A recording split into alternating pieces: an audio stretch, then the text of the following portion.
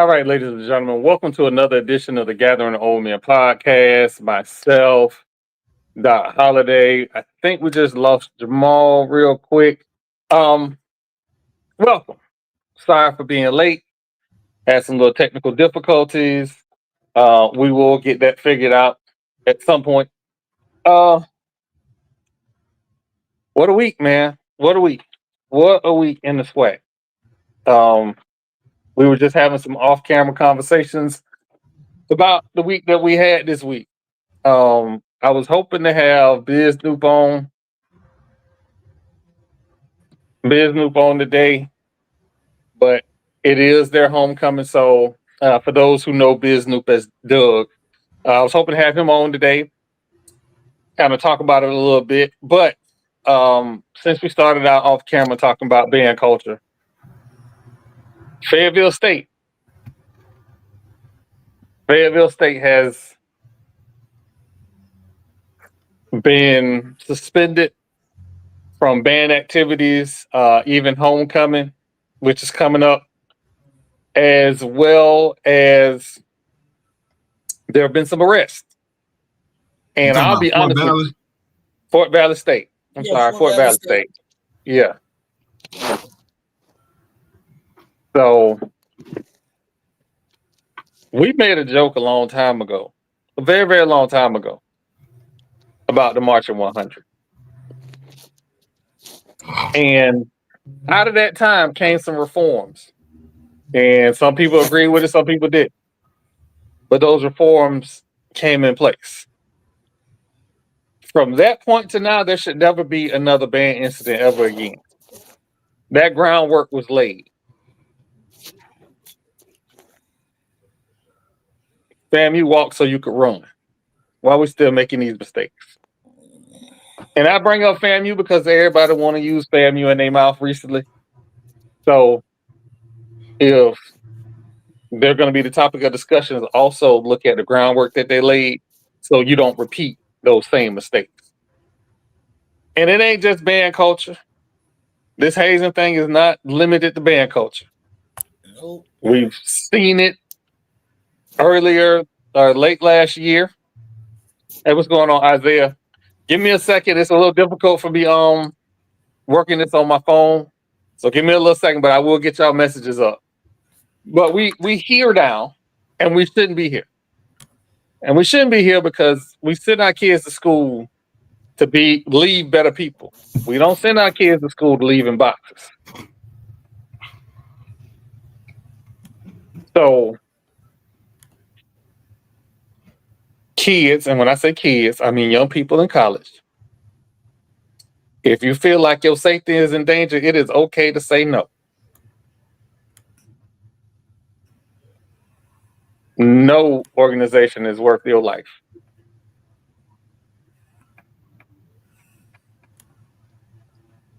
That being said, not even the government. Look, man, don't even get me started on this government stuff because a lot of y'all out here in fuck around and find out territory.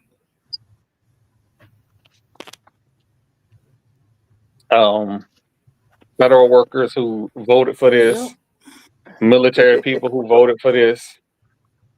Y'all done fuck around and find out territory. And in some of us in the world, the kind of don't give a shit. Respectfully. We just don't. We been minding our black ass business.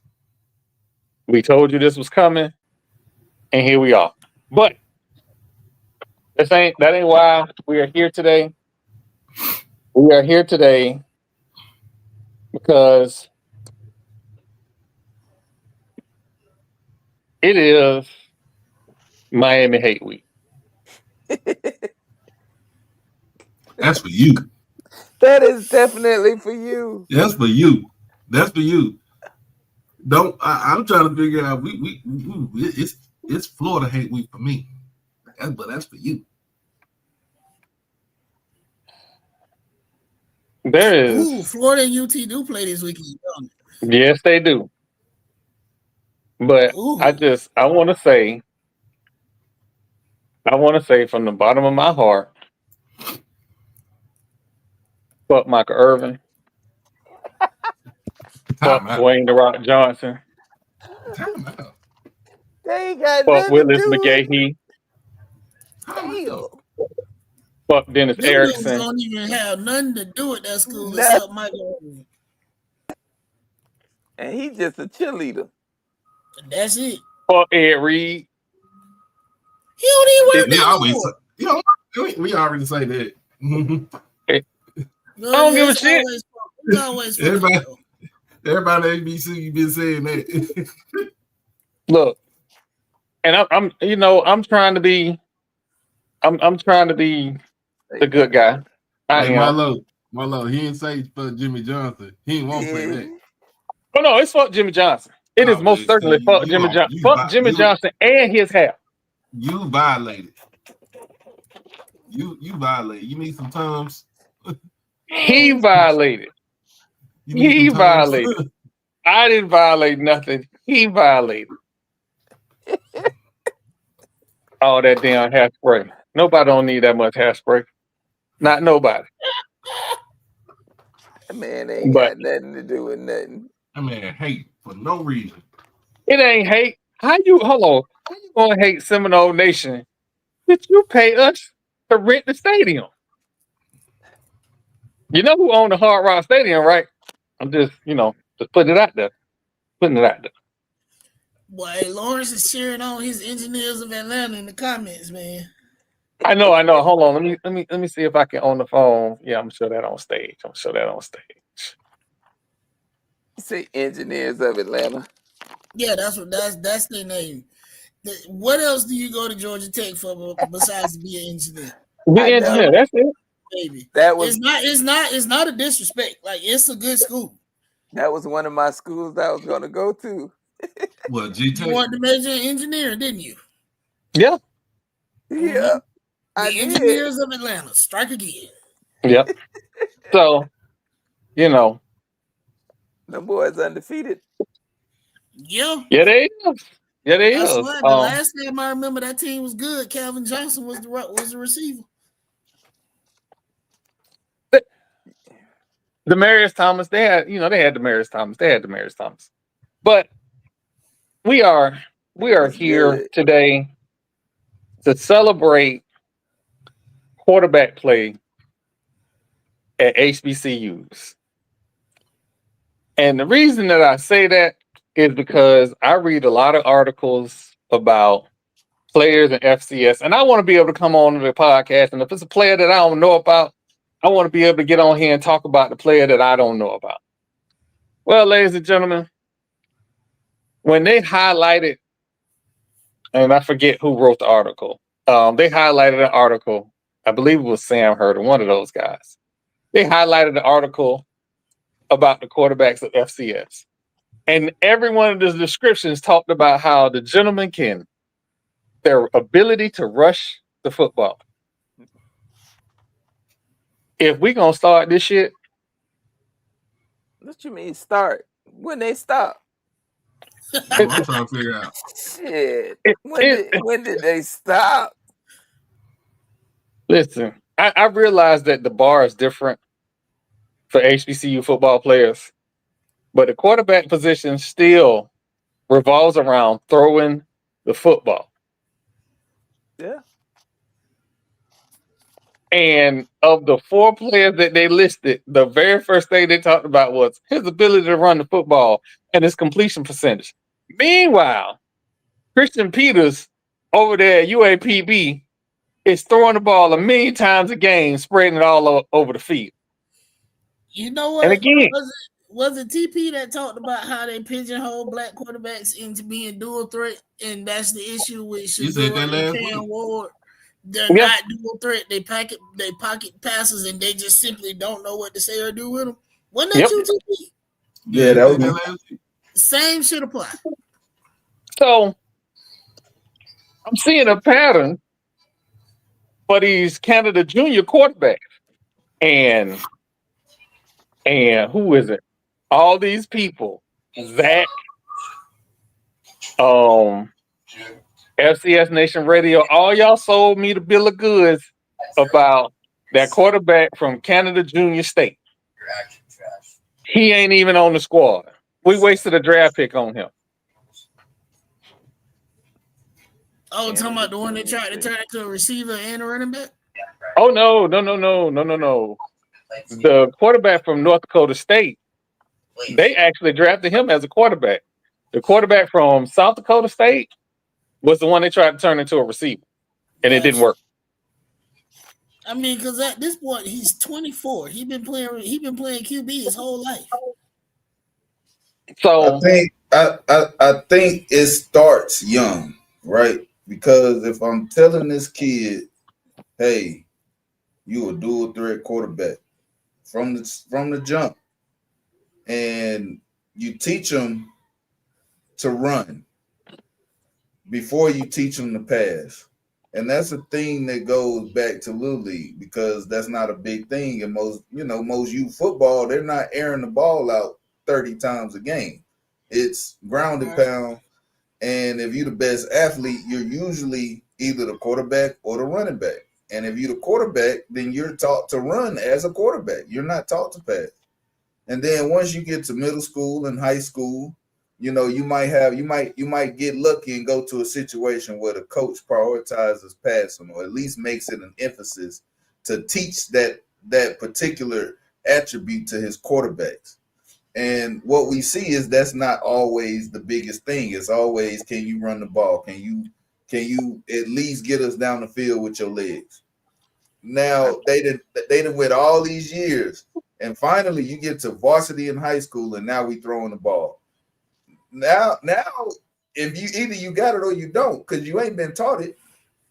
This hasn't been a priority your whole life, and now they expect you to go out there and air the ball out. And I'm speaking primarily for black quarterbacks, because when you got a little white kid on your team that can throw the ball, it's automatic. Okay, we're gonna put him at quarterback and we're gonna throw it some, but you don't get the same opportunities to the other kids, and that's just something that we got to fix it. The thing that has changed as of late is the invention of 7-on-7. Mm-hmm.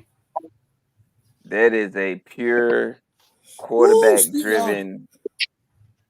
Like, these kids are light years when they get to high school now than what they were back when I played football. Like, 100%, as far as, especially the skill positions. Yeah. But that brings me back to quarterback play is more than just throwing the ball. And Absolutely. I'm not talking about running. I'm talking about the mental aspect of playing quarterback. Is not, you don't get that in 7-on-7. You don't.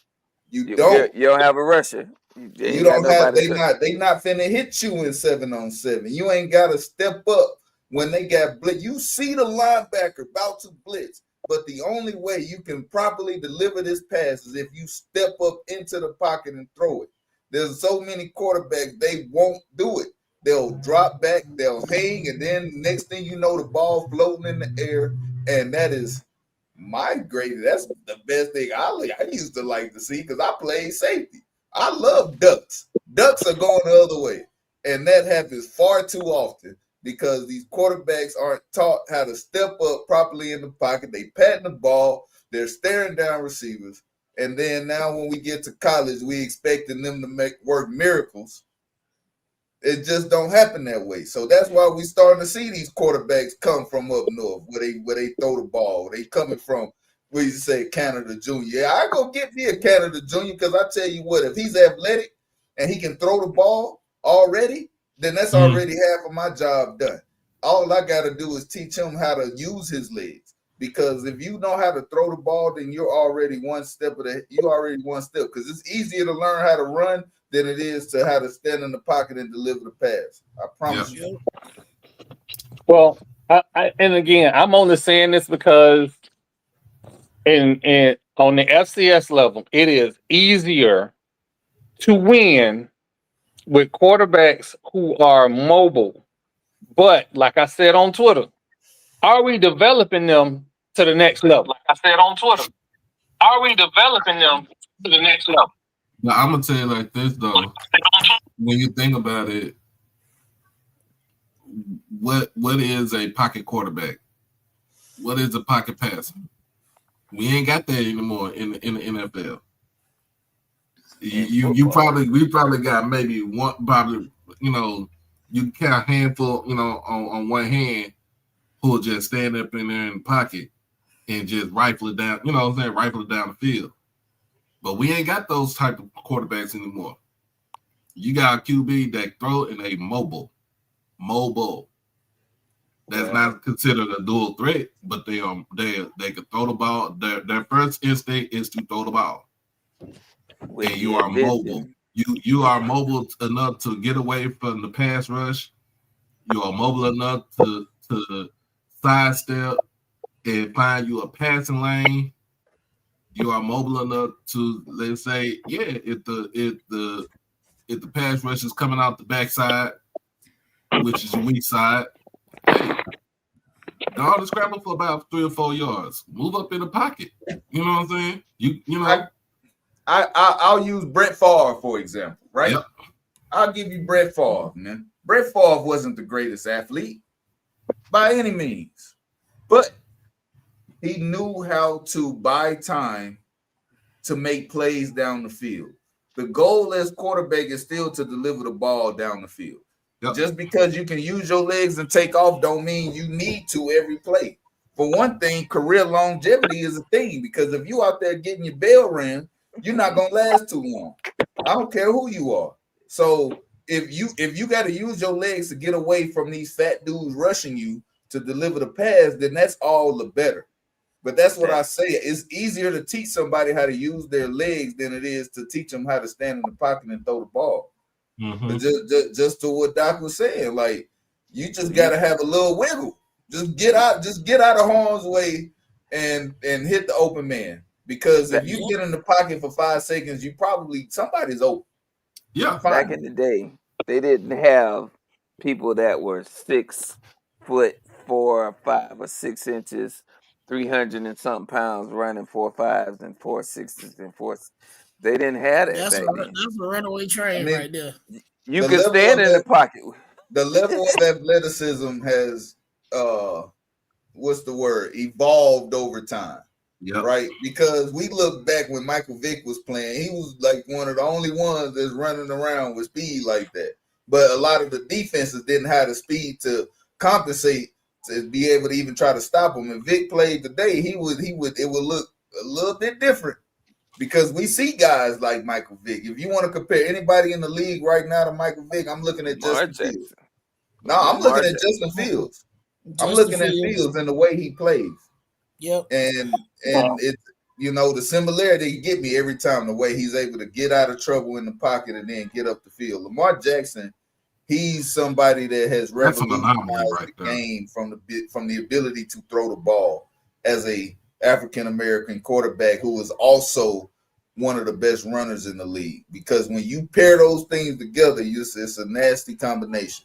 And that's why Lamar Jackson got multiple MVPs. It hasn't translated to Super Bowl, but it'll come. It'll come. They keep pressing, it'll come. But that's the thing though, because all these guys are so athletic right now. If your quarterback can't move, you in trouble. Here's the thing. Hold on, but I'm gonna say this. There's another QB I used to hate seeing him play my Cowboys back in the day, and that's Randall Cunningham. Oh shit! That was Mr. Randall was.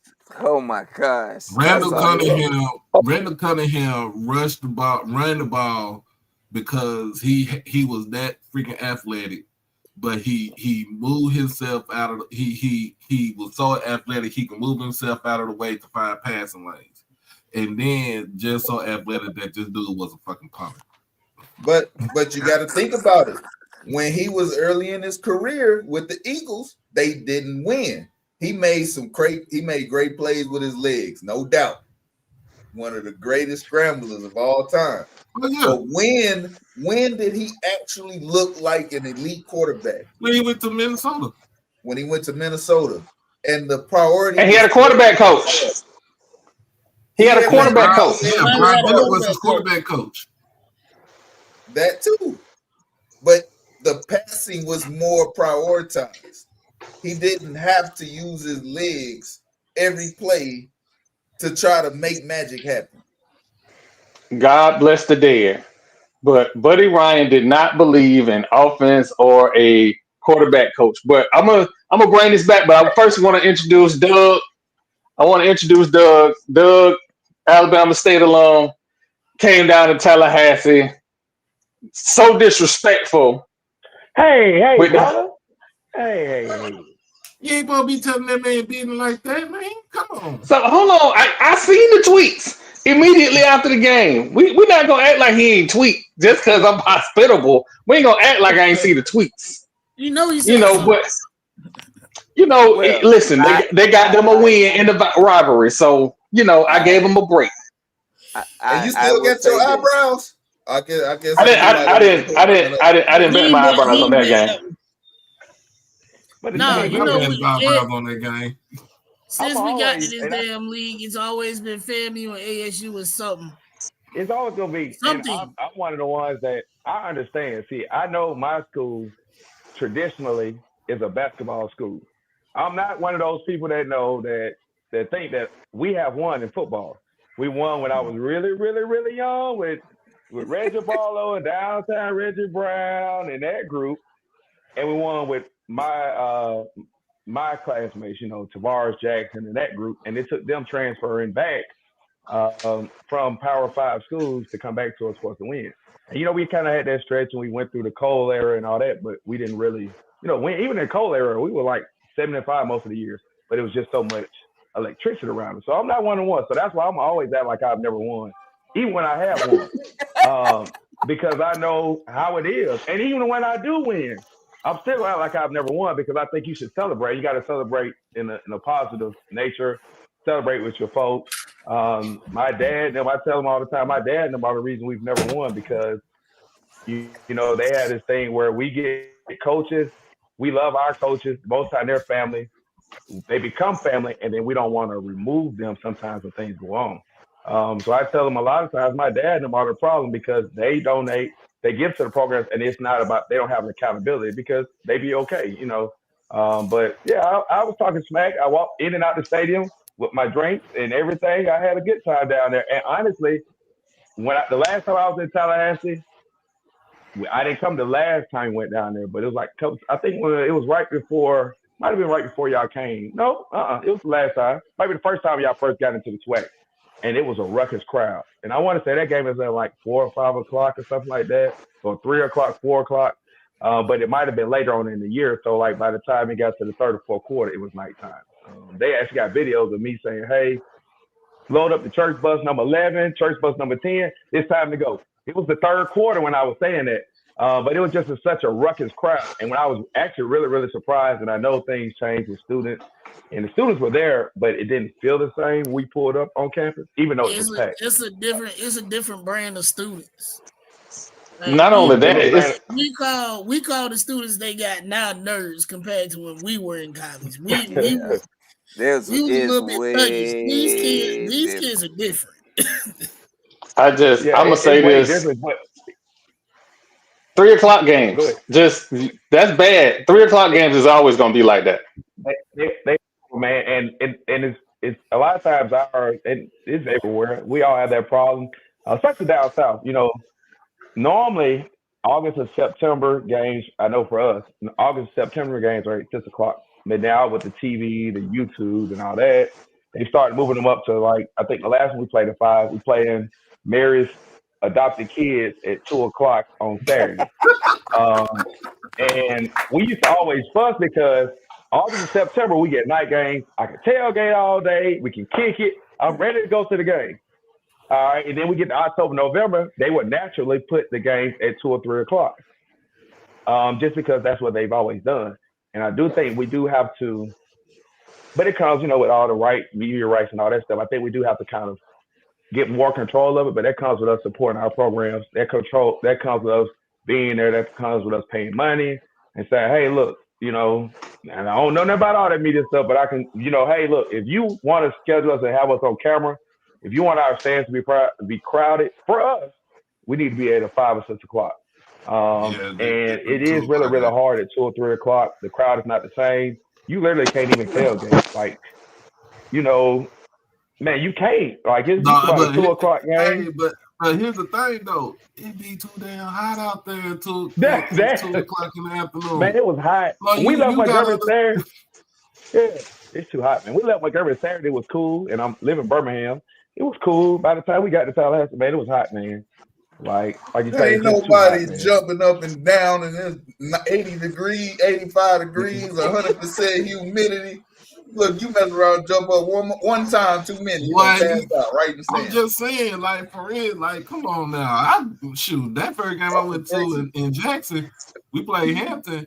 Bro, they said it's gonna be mid 80s. It's gonna be cool. It's gonna be a little bit cool. You know what I'm saying?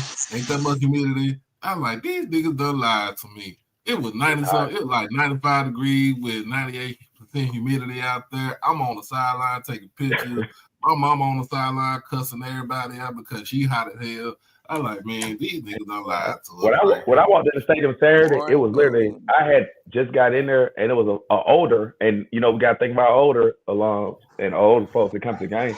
It was late already getting carried out on a stretcher. And that was when the game was starting. And she wasn't doing what I was doing when I was in the game. She was in the game and had just got in there. It's just too hot. So I think we definitely got to do a better job. But I'm not in control of that. If they play at 10 o'clock, I'm going to be there. That's why the old folks sit on that side of the stadium because it's shade over there. It's cooler. Yeah. And they like to put me from over there. But I had a good time. That's why I say that. I'm for real. I went between – because the first hour of the game, and it's crazy that all this other stuff, the first hour of the game, I was fussing because our band wasn't even there. Because our band got stuck on I-10. I think they stopped and changed clothes or something, and they got stuck because, you know, they didn't get there until going into the second quarter. They was in the second quarter when they came. So I think at some point I went and sat with some of the older alums and stuff like that. But it is cooler over there. But I definitely had a good time, man. And, you know, I hate I couldn't stay longer. But you know, FAMU is still FAMU. When I pull up on that campus, you can see it. And I know when I cross the railroad track, the other boys are on the other side of the railroad track. But FAMU is still FAMU. The students were still there. And part of the reason the crowd wasn't in the game was because of how the game turnout was. But we all know when you get out of FAMU, they get to beating your head in. Man, it gets crazy. The Marching 100, they doing all the little dances, and they doing everything down there. But if you can go down there and kind of do what we did, it takes it away. But we kind of know in the situation where FAMU is in with their coach and, you know, some of the turnover that you have, it's going to be like that sometimes. And we also, with some of the load ups that we've been doing, we got to win. We're in a win now position when you go get Andrew Body and some of the talent we've had. So, you know, it is what it is. FAMU is still a good football team. When I look at the players, they still are huge. They still got 6'2", 6'3" running back. Still got wide receivers. It's just, you know how things go. Fans just kind of get caught up in it. Like I know you went down there for the atmosphere, but there ain't nothing like quieting somebody else's crowd. There ain't nothing like that. Oh yeah. Oh yeah. I mean, I stood up the whole game, and I literally, man, they got videos that I can't post because of my fake job. But like I had a sideline pass, so I would actually walk down there. When Troy came to Hollywood, I was up in the stands then, messing with the band. But I literally walked from by the band to where the older alums. I had some friends that were sitting over there on that side. And the nice guy would let me out the back gate by the buses. I would go to the car, get my drinks to come back in, and it was quiet, man. Like, hey! Don't, shh. Homecoming coming up. Shh. Oh, my bad. My bad. I would have got water. Homecoming coming up in 2 weeks. Hey, but look, I'm coming up next week. Well, I got 2 homecomings back to back. Because I went to FAMU last week. We took over that stadium. That's our stadium. Now until y'all earn it back. I got homecoming this week against Marist and the kids. And then, you know, when Y'all beat us one time in 20 years. You own nothing. Come on down to Jackson. You own absolutely nothing. 1 million in 20 years. And you think you own 1 year. 1 year, everything down there belonged to me. Well, okay. So y'all that ain't beat us in y'all means your stadium, so is it's brag in Alabama, right? I can't tell you. I can't tell in you your what to home do stadium. when Then you we win, beat y'all on but I'm y'all gonna tell you homecoming. what I do when I win. Didn't When we I beat y'all win, on y'all I'm homecoming? renaming everything. Yes or no, Nuke? Didn't we beat y'all on y'all homecoming? You want to hear something funny? That's not a yes or no. That's not. That's yes or no. I'm about to cement what you said. That's You want to yes hear or something no. funny? If you ask them folks from the Why Macon you County, gotta drag out your answer? That's yes listen or to me. no. Listen to me. No. If you ask, That's a yes hey, or look, no Chris, question. I'm gonna cement what you're saying. You gonna be shocked. You can ask them Man, folks nah. from Macon No, County. you That the not Shed finna people. word Ask salad them. me here. For real. Yes or Listen. no? Y'all What haven't you beat say? us but one time in 20 years. We have beat y'all on your home It's yours. stadium It's multiple yours. times, Until you come including back, your it's yours. homecoming. It's yours. We can swap it out. I'm used to my stadium being owned by somebody else. I'm honest. The folks down in Macon County, the Shed people, were down there with the Peanuts, Booker T. watching them. They calling my stadium there since they opened it up. So it's my turn to name some other folks' stadium. If I want my stadium back, when y'all come down there next year for homecoming, I got to take it back. I'm not no fool. That's how it goes. I ain't even mad because I got yours, you got mine, and I'm going down there to get the vet next week. Oh no, you ain't gonna get the vet next week. I'm going to get the vet next week. And I got Perkins on there, adopt the kids first. But next week, I'm coming to Jackson. I'm taking the show on the road. Well, hold on. So let's talk about that matchup because that is another quarterback matchup that surprisingly you have two very talented quarterbacks again. The SWAC quarterback play this year. If you throw out the records and you don't look at some of the records, but if you look at the quarterback play, the quarterback play is good. And Cam Ransom shocked me in that Alabama A&M game. Now, I picked Mary's kids in that game because I wasn't sure about Alabama A&M just yet because they're starting essentially a new program. Right.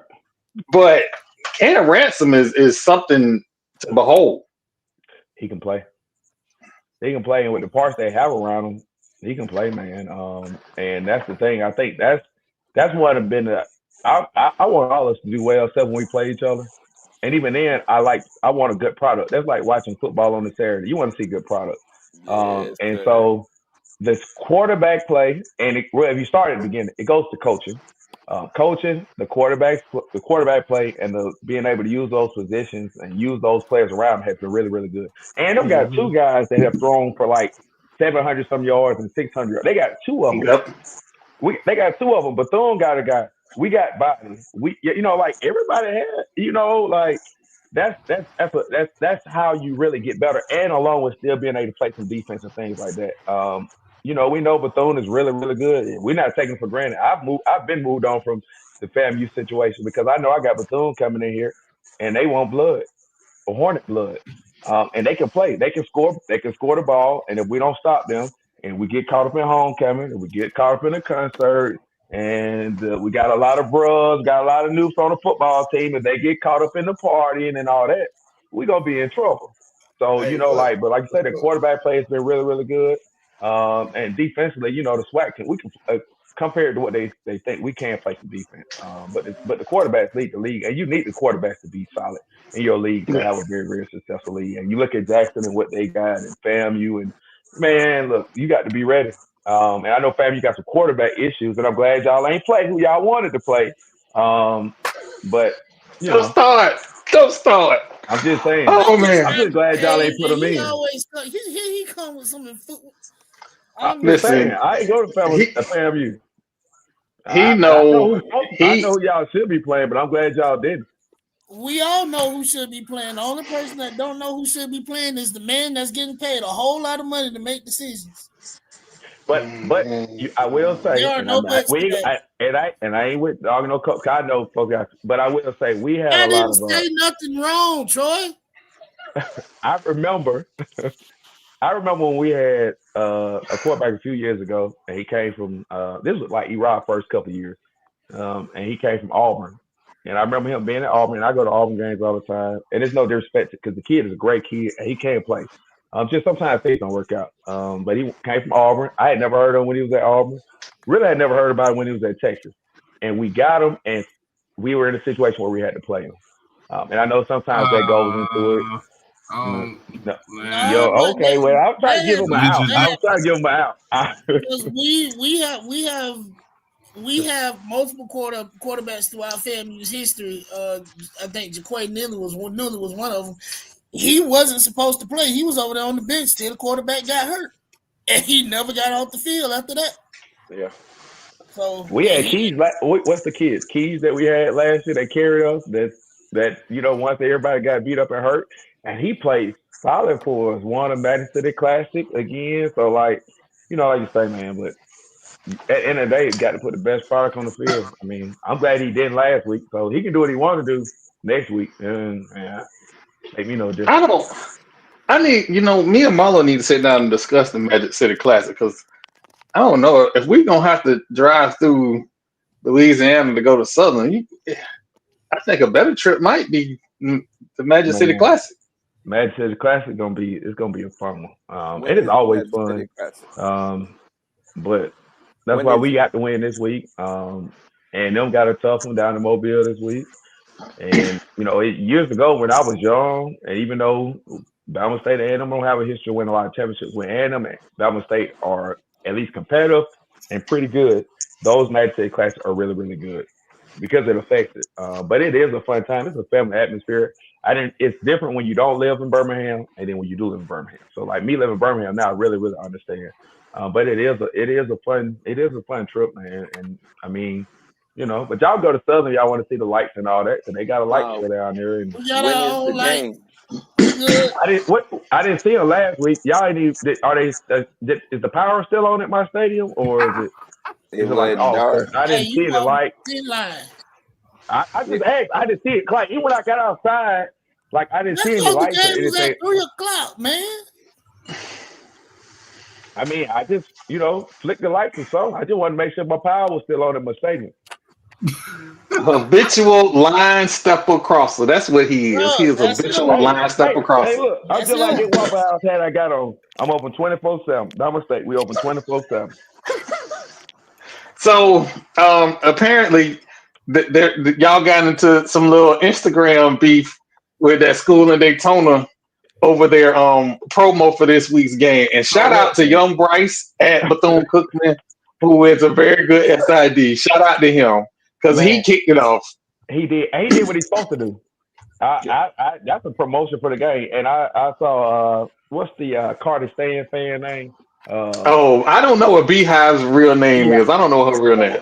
And I saw what she put somewhere. Folks were fussing about it. All promotion is good promotion. It wasn't no disrespect. They promote their game to their fans. They're promoting their game to their program. I have no issue with that. You're supposed to do that. And it's within reason. Like, we are Buzz, Hornets, whatever you want to call us. It is what it is. Just pull up. So I don't have no issue with that. They kicked it off immediately, and then they kind of changed the tone. And then I'm glad they also did that because it let our fans know what kind of mentality they're bringing in. But we know Mary's kids not going to bring a lot of kids here. They're not going to bring their band, even though we just opened up a Popeyes. So, it is what it is. Like, they doing all that, the SID and the athletic program. Say that and not get a banner. I didn't even say nothing wrong, and I got a banner. Well, I'm temporary. I'm like the folks that go, I'm temporary. I'm temporary. I can say I want to say. No, Troy know he be mean. Hit him with the message. Troy be being mean. There it is. Hey, but look. But they not gonna be there, and I got tickets on Bethune side. I buy tickets on visitor side and home side, and I'm gonna be able to sit over there in peace. The most important thing when y'all go down there is keep the main thing the main thing. Because if we go in there focused on anything else, disaster happens. Yeah, every time. Like you have your trap. That's why they call them trap games. Yeah, like, it is, man. You be like, yeah, that team trash. We finna go down there. All right, what else? We about to party. We about to do all this. You get to the game and fall flat. According to Tremaine Jackson at Prairie View, he don't believe in such thing as a damn trap game. Oh, okay. Well, he don't. I do. I don't. Look. Are you talking about a program that's used to winning? Like don't they go get you y'all. don't already win. You don't have trap games, so I understand. That's what I'm saying. Hey, well, every game of trap game for me, man. I am not playing them games with those folks, and I'm mad. I saw somebody selling some T-shirts for after beating FAMU. I'm mad they selling T-shirts. I will need to sell no T-shirts. I named the stadium. We got from down there. Let's get on to the next game. And we do as fans go too far, so fans can do stuff. But when you work for the school, you got to be real careful about what you're doing because you'll set yourself up. And it is a trap game this week. Every game is a trap game for us. We haven't won anything. We've won the games that have been in front of us. We haven't proven anything, and we got to prove. We got to prove that we can go down to FAMU and win, which even I was still shocked. That's why I was, doing that. Even though with the talent we have, you got to come back and say, okay, well, I got Bethune coming. Let's do what we're supposed to because we've never scored a lot of points. The difference is this year we're scoring a lot of points. You got to be able to win this week, and then know you got them boys down at the vet around the corner, and you got to get ready again, and then have Madison the Classic coming up. So if you let it be a trap game if you want to, your feelings gonna be hurt because you lose one, you done. Yeah, I mean, especially on this side of the SWAC bracket, absolutely. If you're on the other side, you can lose 2 or 3 3 games and potentially still be okay. Now I was telling with Preview, like, look, that Alcorn game, even though they 0-4 right now, whatever they are, whatever their record is right now, that's still a trap game because you just don't know what's going to happen when you get on that reservation. Not only that, a desperate team will hurt you. Yep. Thank you. It's different down there, and they going down there. They going too long, and then that's how they get you because it's down in the middle of nowhere. You got to get down there to travel. That's like, I'm glad that even though they canceled y'all game, that they didn't make y'all try to go to Valley this week. It's just different when you go to third places. Your mind geared up, go to Atlanta, or your mind, you come to Montgomery or Jackson. But to have to go to Valley or to Alcorn, that's a different mindset for you, the team, fans, travel, and all that. Anytime you go to Alcorn, they looking for a win, they hungry. G said he's not going to take a bath till they get a win and all that kind of stuff. So, like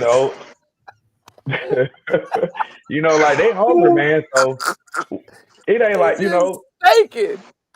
Man, look, they hungry down there. The reservation is still the reservation. You better treat it as such. Yep. Damn. Well, I'm just gonna say this as a Florida State alum.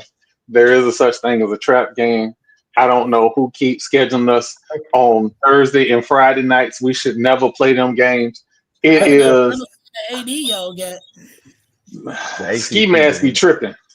But the ACC scheduled that. Just like they scheduled.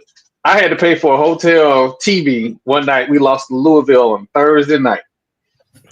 And I broke them people TV. And I went downstairs and told them, hey, I'm finna pay y'all for y'all TV because it was bad. It was bad. Those guys are bad. They don't even certain conferences like the SEC, they don't play them Thursday and Friday night games. Mm-hmm. They be Saturday on. You could be at a high school and play a Thursday night game and it's a trap game because the days are different. And it's somebody playing on a Thursday night. And in Montgomery, we have about 5 or 6 schools, so we share Crampton Bowl where Bama State used to play. And our thing was that we had to, like, they couldn't play at home on Thursday and Friday, you either had to take your game away or make the team come to you. Well, our favorite thing was to make the team come to us on Saturday morning and play us at 11. Especially we get those teams like Dothan and down in that area that's 2.5 hours away, or Phoenix City or something like that. Man, make them come to us. Make them have to leave there as a high school kid at 6 a.m. and have to come play us. It's the same thing for them Friday games. It's the same thing for the NFL on Sundays when West Coast teams go east and vice versa. And you schedule those games, but if you know Florida State is going to be one of your main programs this year, even though not supposed to have a bias, you don't want them to play that Friday night game. You want them to play a Saturday prime time game, and if they lose, they lose. But I'm from Bama, so it don't matter if Bama play Thursday or Friday. It don't make no difference. Well, they lost to Florida State though. I don't care. I think anytime you have to prepare for a football game without a full week, it's a trap. Anytime, at any level. It don't matter, like, if you normally play on Thursdays and the next week you playing on a Wednesday, you're off. Something gonna be off. It don't matter. I've always hated that. Like, give me a whole week. If you gonna schedule me for a Thursday night game, it better be after a fucking bye. Because it's going you know what I mean? Like, if I'm playing Saturday and then I gotta turn around and get ready for Thursday, it's a trap no matter who you are. Man, don't be like that here in Dallas, man. In Texas, especially with high school football here in Texas. Where you'll play we got so many schools in the cities. You'll play a Thursday night game, and then what we say, TP turn around and play another like a Friday or a Saturday morning game. Like, man, I'm not into this right here. My fake job, we had to play last Wednesday, because at the middle school, well, fake middle school, the high school, they played on TV on that Thursday. It threw everything off. It threw them off, the high school off as well. It's just, and they used to play on Friday nights. It's just something about it, man. Them days you lose a day, they mess up because you go from recovery on a Sunday or kids resting on a Sunday. You don't have to worry about them. It's just coaches and bringing them in. So now I got to actually implement a game plan a Sunday a day early. So it does. It is tough. And for everybody that just missed that, hold on. For everybody, or expedite during a short week, like, what do you prioritize? Because you got to recover. You got to be at full strength come the next game. So they gonna need that day off. Off top. It ain't. Hey, we back to work tomorrow. Like, hey, come on, coach. Like, stop playing. That's why the NFL stuff is so tricky. Yeah, stop playing. I'll see you on Monday. Like, nah, we're not doing that. What you about to say, Troy? Go ahead, say it. So for everybody that missed that, he said his fake job. So his fake job is the job that pays him. His real job is Twitter. Just so we got that cleared up. What is my real job? That is my job 24/7. My fake job is the one I have to go to from 8 to 3. That's real. I got to go to my fake job, but man, my real job is Twitter, and that's what I do all day. Twitter. I don't like eating in the dark either, man. I get it. So it's a big game going on, and y'all playing in Gainesville this week. Texas playing Florida in Gainesville. Tennessee. I'm sorry, Tennessee in Gainesville. Rocket Top got to go to the swamp. Four horns. Huh? Listen, I need y'all to. I'm gonna say this. What are we saying?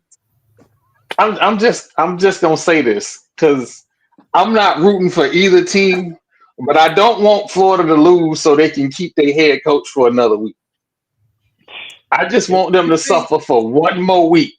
You think if they lose, they're gonna fire the coach? If they lose, they're gonna fire the quarterback. Because DJ, look, let me tell you something. DJ Lagway. They were talking all that shit. They were talking all that shit about Arch Manning when we lost to Ohio State. And they was like, Arch Manning is not that good. He's not generational. He's actually terrible. But DJ Lagway said, hold my beer. He's horrible.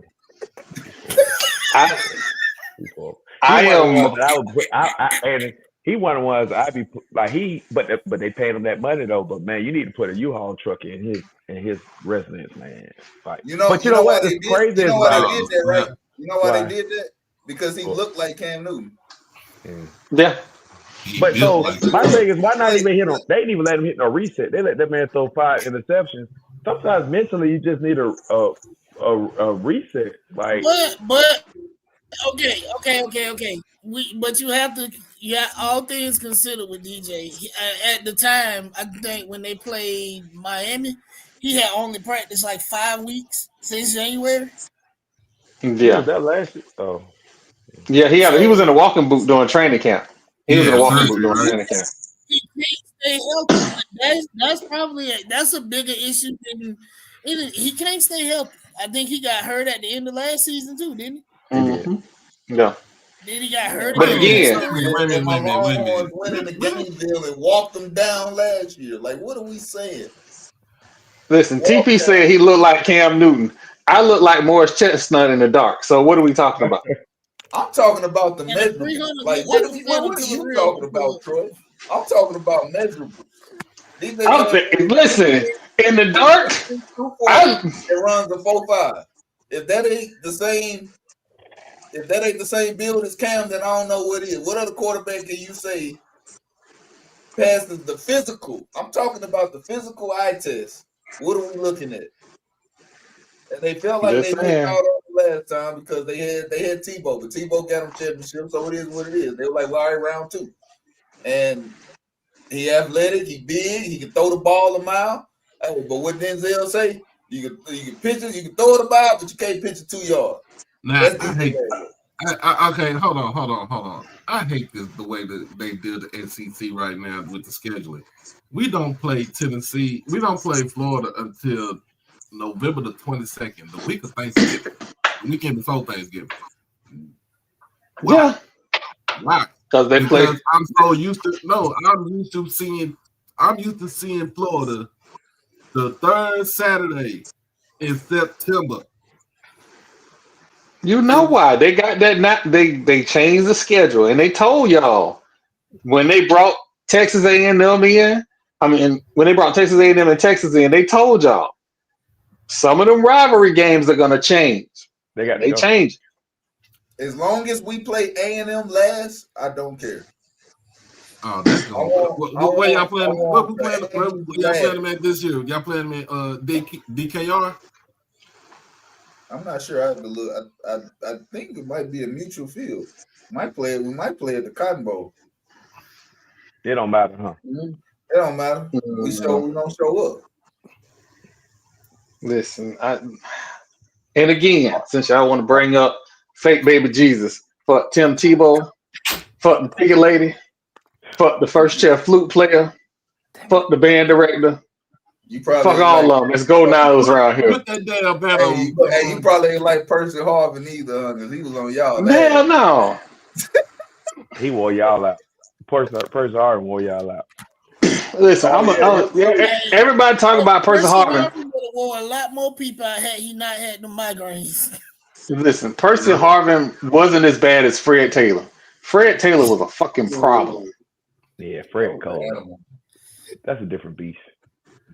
And I need my Jaguars put some respect on his name too. They don't love him enough for me, and I don't like that. What's it? Fred Taylor. There's a running back in the league right now that reminds me of old Fred. And I hate to say how good he is, but man, I hate playing the Colts, bro. Jonathan Taylor. Yeah. A healthy Jonathan Taylor too. That's been the difference with Daniel Jones this year. They had a healthy Jonathan Taylor. That dude has been toting that NFL. What's going on? What's up with Jackson Dart coming in with more swag than Russell Wilson? I told y'all. No, don't do that. I've been telling y'all about Mabel Lady for 3 years. Sierra took all. I said it last season. He can't do it no more. He can't have no swag. He can't have no swag and come to the house. Hey, you can't be 0-4 and come out there with swag. First of all, for Cam Ward, bro, what swag, bro? And you see what my Texans just did to him? Walked him down, 26-0. Walk down. Jackson Dart came out looking like he was ready to play football, and Russell Wilson will never start unless he is hurt. That his start days in New York are done. Jackson Dart probably start before he does. They might well start James crab leg. Right. They might well bring in James. Hey, Jameis Winston got the funniest highlight tape I've ever seen in my life, by the way. Jameis Winston is the best Bucs quarterback the last 5 years. He is the funniest football player I have ever seen in my life. He threw for a lot of yards. He did. He made Marlo real happy. His brother's been putting up numbers now. Matter of fact, they beat Parker last week, the number one. Parker won his state championship last year. So they beat them last week, and Parker. And Parker is around the corner from Legion Field, where you can see Legion Field lights in the background. So that shows you what side of town Parker is in. And they went over there. They was up like 14-17 on them. He plays at Hoover. His brother can go. He can go. Yeah, I heard. Man, you said just hope he don't Parker. come That's with in the the project. That's all about That's project. in the project. You get to that before you get to leave the field. That let you know where you at. Wait, what did Franklin say? Hold on. Let me see what Franklin say. Can I crash out? Jackson might be. Give me a second. Out this Jackson year. TP said that. TP said that. TP said it every week leading up to the damn draft. He said it. Yeah, he did. He did. I'm just not gonna give Jackson Dart his flowers because we don't support MAGA over here. I hope he stubbed his toes. Yeah. We can play though, but we'll see how far that swagger go. Yeah. I'm not really. I'm not too concerned about the swagger. Can he play? Can he go out there? You won't find out till they get another coach. Yeah, Brian DeBall got to go. When he leaves and they bring the next guy they bring in, that's how you'll find out how good Jackson Dart is. I just want us to go ahead and give the pink slip to Matt Eberflus as the defensive coordinator because he is fucking trash. I want the crash out. He was brought in to fix the defense. You know, hey man, the defense wasn't even the problem last season. Shit, the fuck it wasn't. The Packers the defense was a problem, and y'all best pass rushers now in Green Bay. And we neutralized him Sunday. I want to crash out. Yeah, straight face too. Hey, I want to crash out because I said playing the. Hold on, I'm gonna give you 2 seconds to crash out. Then we gonna get back on topics. Why to a Titans like kissing your goddamn cousin or your sister? Why? Can we get rid of that shit? We are in the modern. It is modern football. We do not need to have ties in the NFL. There is no more ties in a goddamn game of college football. They don't do ties in high school football. Can we just go ahead and get rid of that shit? Somebody said in week 4. In week 4. In week 4. So do you think they should adopt? Do you think they should adopt college football overtime? I really wanted them to like keep playing Sunday night because that was one of the greatest games I ever seen. I mean, that's one of the greatest games I've ever seen. Man, they was throwing right there. But when you bring the gambling into it, they ain't gonna do it. That time messed somebody up. If that time wasn't running out, they probably scored a touchdown the way y'all defense was playing. I'm just gonna throw that out there. They actually ran out of time. They say Romeo Dobbs was just. I ain't gonna lie to you. I looked at Romeo Dobbs was killing. He was killing goddamn Trey D's. I was like, man, get rid of the ties and them guarding him. Get rid of them and them guarding playing them guarding. Man, look like a big ass mushroom on top of his head. And they got 2 of them. And they used to have an offensive line. They got 2 of them. PTE because of y'all. They still get knocked out with them. Man, look, y'all know what my stance is. I still say go get Jerry's mama. God dang, we was finna go to another topic and here you put the black dress on us so we can go ahead and bury Jerry Jones. But his son gonna be worse. His son gonna be worse than him. You better leave Jerry alone. Because his son and watch his daddy do it, his son gonna have more power, he gonna be younger, and you gonna be gone. I don't know about that because I'm looking at Steven. Steven don't want all that shit. He just want to be the owner. You know what? Hey, I ain't me and my shift assistant at work had the same argument. Because I said, hey, they'll probably win a Super Bowl when Jerry is dead. He was like, his son grooming him to be just like him. I was like, potentially. He sees Paul every day. Potentially, I don't see for their own person. I don't see it going down the way people think it's gonna go down. See, the one thing that you got to understand is Jerry Jones' son will never have the respect that Jerry Jones has. He will never have what he does because Jerry Jones is one of the owners that really put the NFL on the map, and that type of respect is not going to be just handed down. You don't hand down respect. Respect is earned. So him coming in, if he come in all acting like his daddy, it's not gonna look pretty. That's why I said he's not gonna. I told you, TP, he's not gonna be like his daddy. He's gonna be his own man. So the next person, the next person down the line, you look at it that has the most respectability in the NFL as an owner is somebody Arthur Blank. Robert Kraft. I would say the Roonies. Off the plate need to sell the Falcons, bro. I ain't gonna lie. But he cool. He just too cool and laid back to win. So like he too cool, but you know what I'm saying? He still get respect though. Like, yeah. You forgetting that great organization in Tampa, the Glazers. The Glazers. Sir. Fuck the Glazers. Damn. I can't say that because of my fake job, but I was a Saints fan, but I can't keep losing, so I had to go and get on me another bandwagon because that's but I feel the same way he said about it. But the Saints didn't have to be bad. Like the Saints are actively choosing Spencer Rattler. But Spencer Rattler isn't the problem. It's Kellen Moore and the team. Going into the half last week, they ran a wide receiver pass going into the end zone. Spencer Rattler put the ball on the dime. Olave ain't gonna be dropping that ball. Yep. Yeah, that's true. He went into the half and it got some points. And then minimum get a field goal. He did a wide receiver pass. Kellen Moore, and then you went and got the man from the Chargers who was getting beat when he was calling the defense to be your defensive coordinator. Yep. And he don't know how to, and he gonna stay in man the whole game no matter what. He don't make no change. Jimmy Haslam is a terrible owner. Damn. Yeah, I mean he is a terrible owner. I mean, but that's Cleveland though. Joe Kim Noah told y'all years ago, ain't nothing in Cleveland. Don't nobody want to be there. When Joe Kim Noah said that, I remember. I saw the funniest tweet ever from a Saints fan. He said, "I heard Arch Manning might not come out this year in the draft. Don't worry, we'll be trash next year too." Hey, we're gonna take a quick break. We're gonna take a quick break. We'll be right back. So, professionally, get your dollars, dog. Get paid. I want you to get all your money. Have y'all not been seeing Tom Brady when they don't make the playoff? I mean, when he's not in the Super Bowl, he's commentating the week of, talking.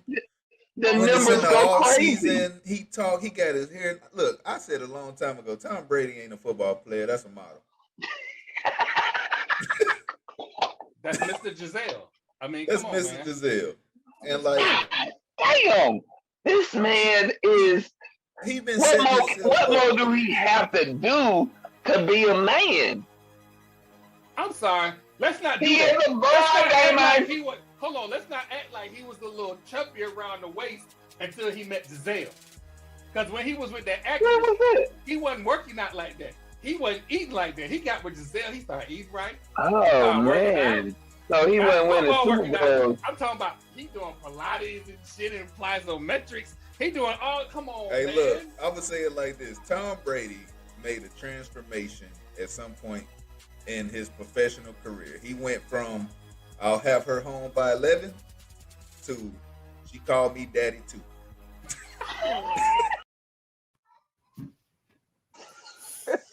Yeah, that one will always be funny. That one and the French fries will always be funny, bro.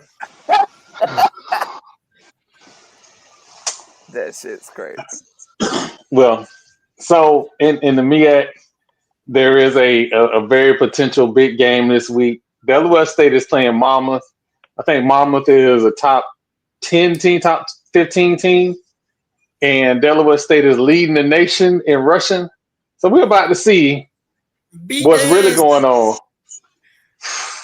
They're gonna probably put Delaware State best player out again. You know, when you play in the HOA, you got to be on your best behavior.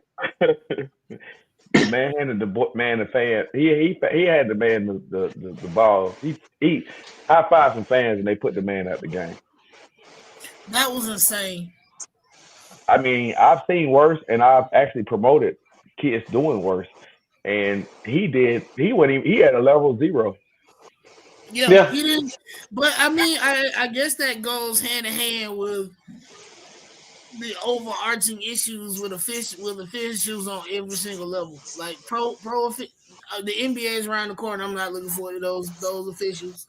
And you have questionable calls in college football, like officiating as a whole. But was it officiating, or was it one of those situations where you go into those other conferences and you're playing them, and they have that view that they feel about us, black folks in our schools, in our campuses, in our teams. And I'm only on be on for 20 more minutes, so I say it. And they don't like us, and they gonna make sure they do what they do. And I've umpired some baseball before, and I've been in positions where I could call a pitch here, not call a pitch there, and do you. So I've been in a position where I could not let a coach say so, and I can let a coach fuss, depending on who he is. And So you we know at the end of the day, talking about personal biases.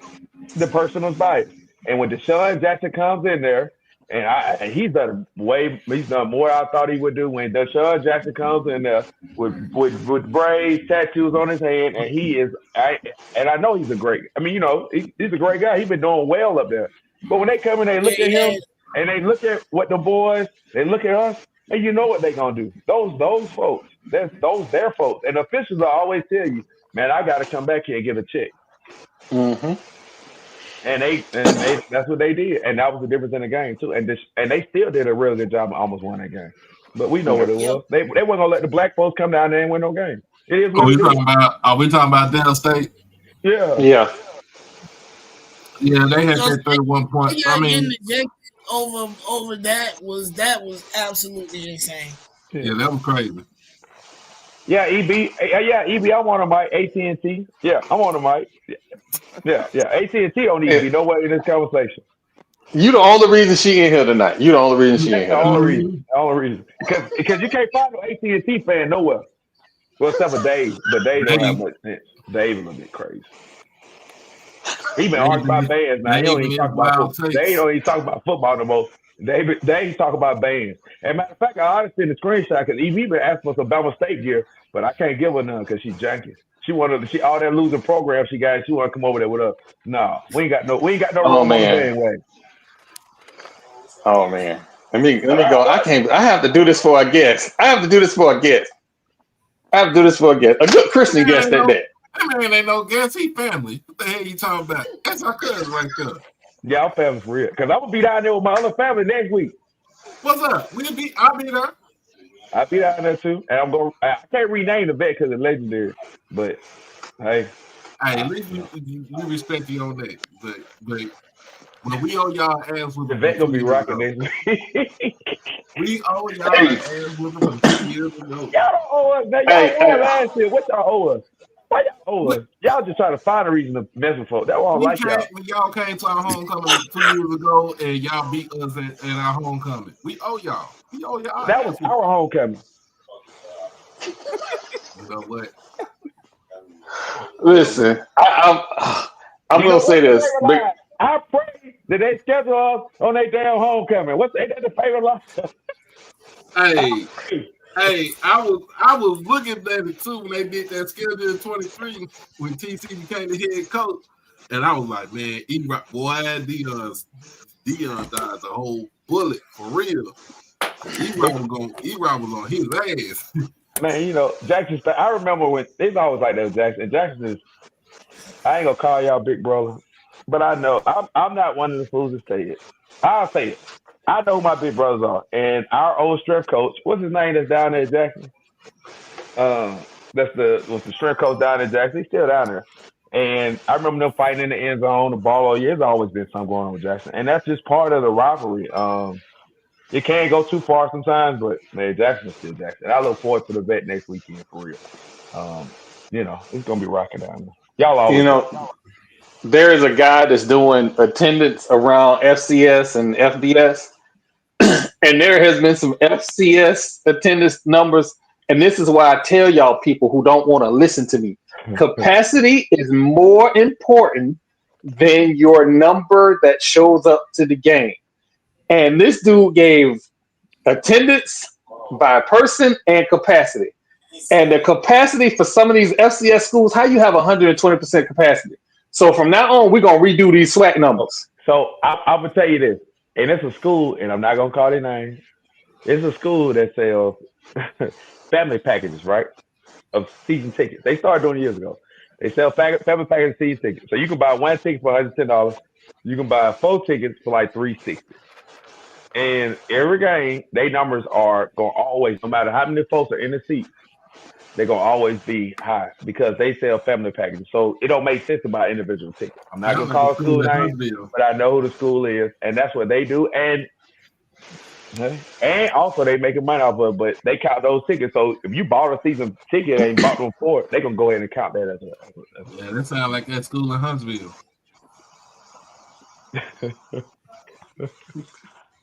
I'm gonna move along because I'm gonna move along. I ain't calling no names. Don't do it. Because you're gonna have Jen try to mush me and fight me, so I ain't calling no names. I'm just saying.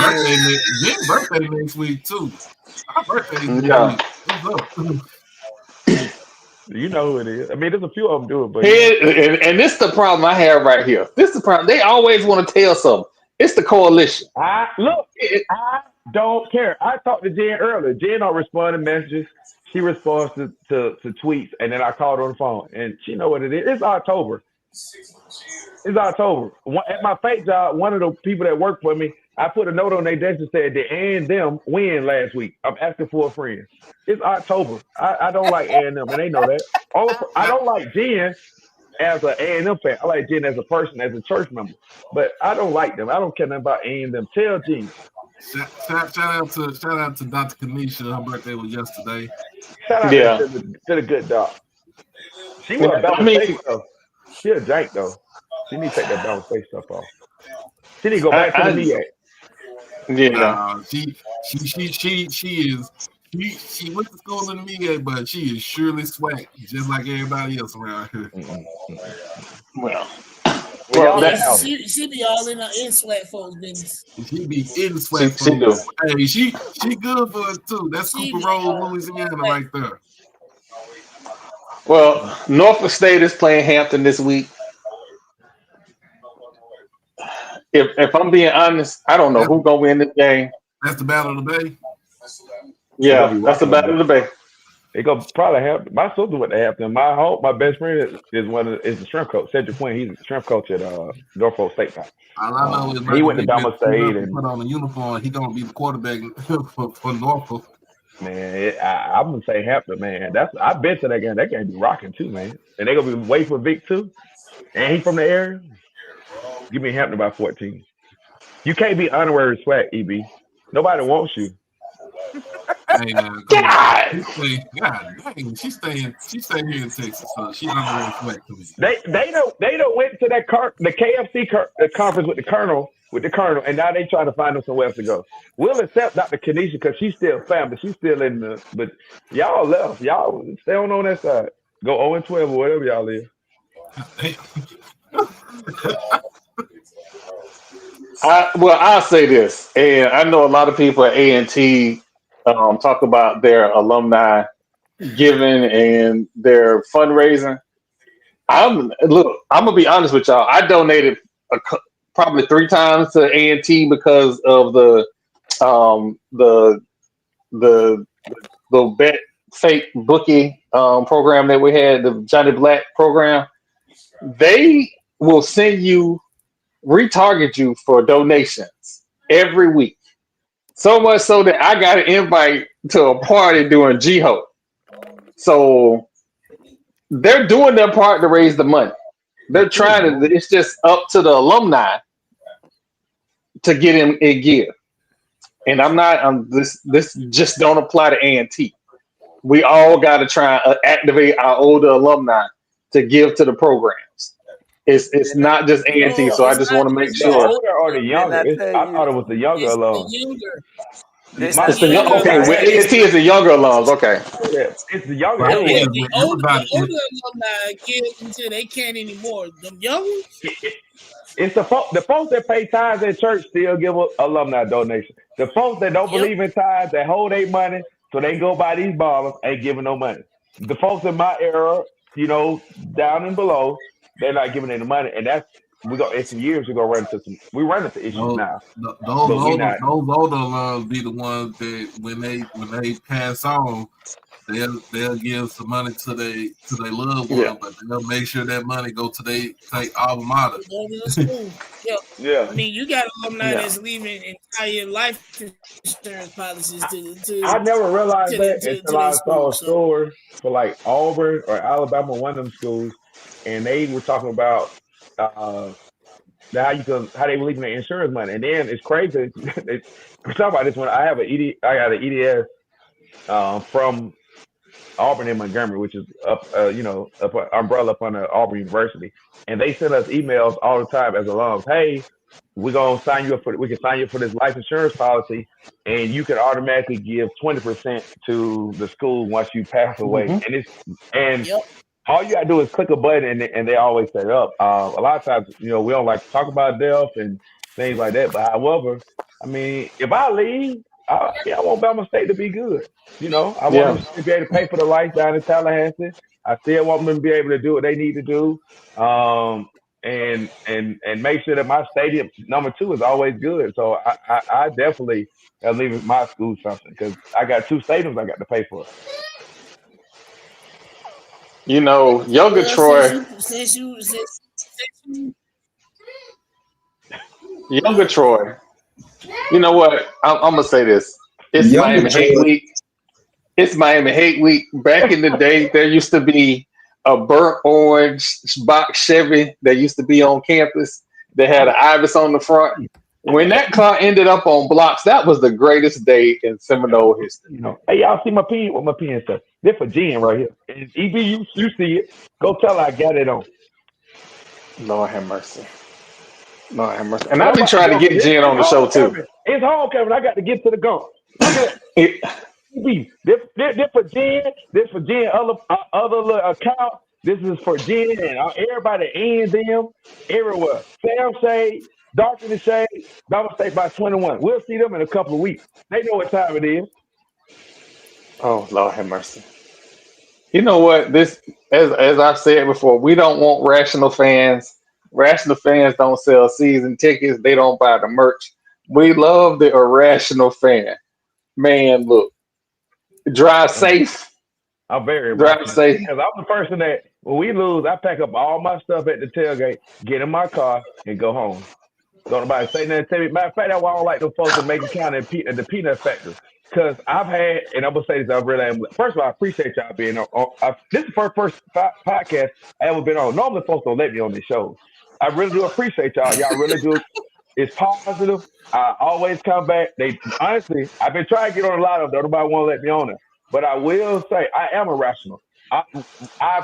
When Tuskegee was really, really good, I didn't want to play them on Thanksgiving. I wanted to play them on Labor Day because I can maneuver it. I had spent a lot of Thanksgivings where I didn't even eat because I would lose to Tuskegee. And when I get home, I don't want to eat. I don't want to do anything. I'd be miserable. I'm one of them things. And it's a lot of us, and there's nothing wrong with that. And what our fans as us need to realize, first of all, we're all together. We got to take care of each other. Our institutions are together. We, especially in this day and age in time, we got to be together and walk hand in hand. And it is okay to be irrational. You look at TV every Saturday, every Sunday. The most irrational folks are running the country, and they in them stands every week. It's okay. It's okay to cheer for your team. Yep. Oh, look at Dr. Kanisha. Hey, happy birthday. Hey, I can't sing, but happy birthday.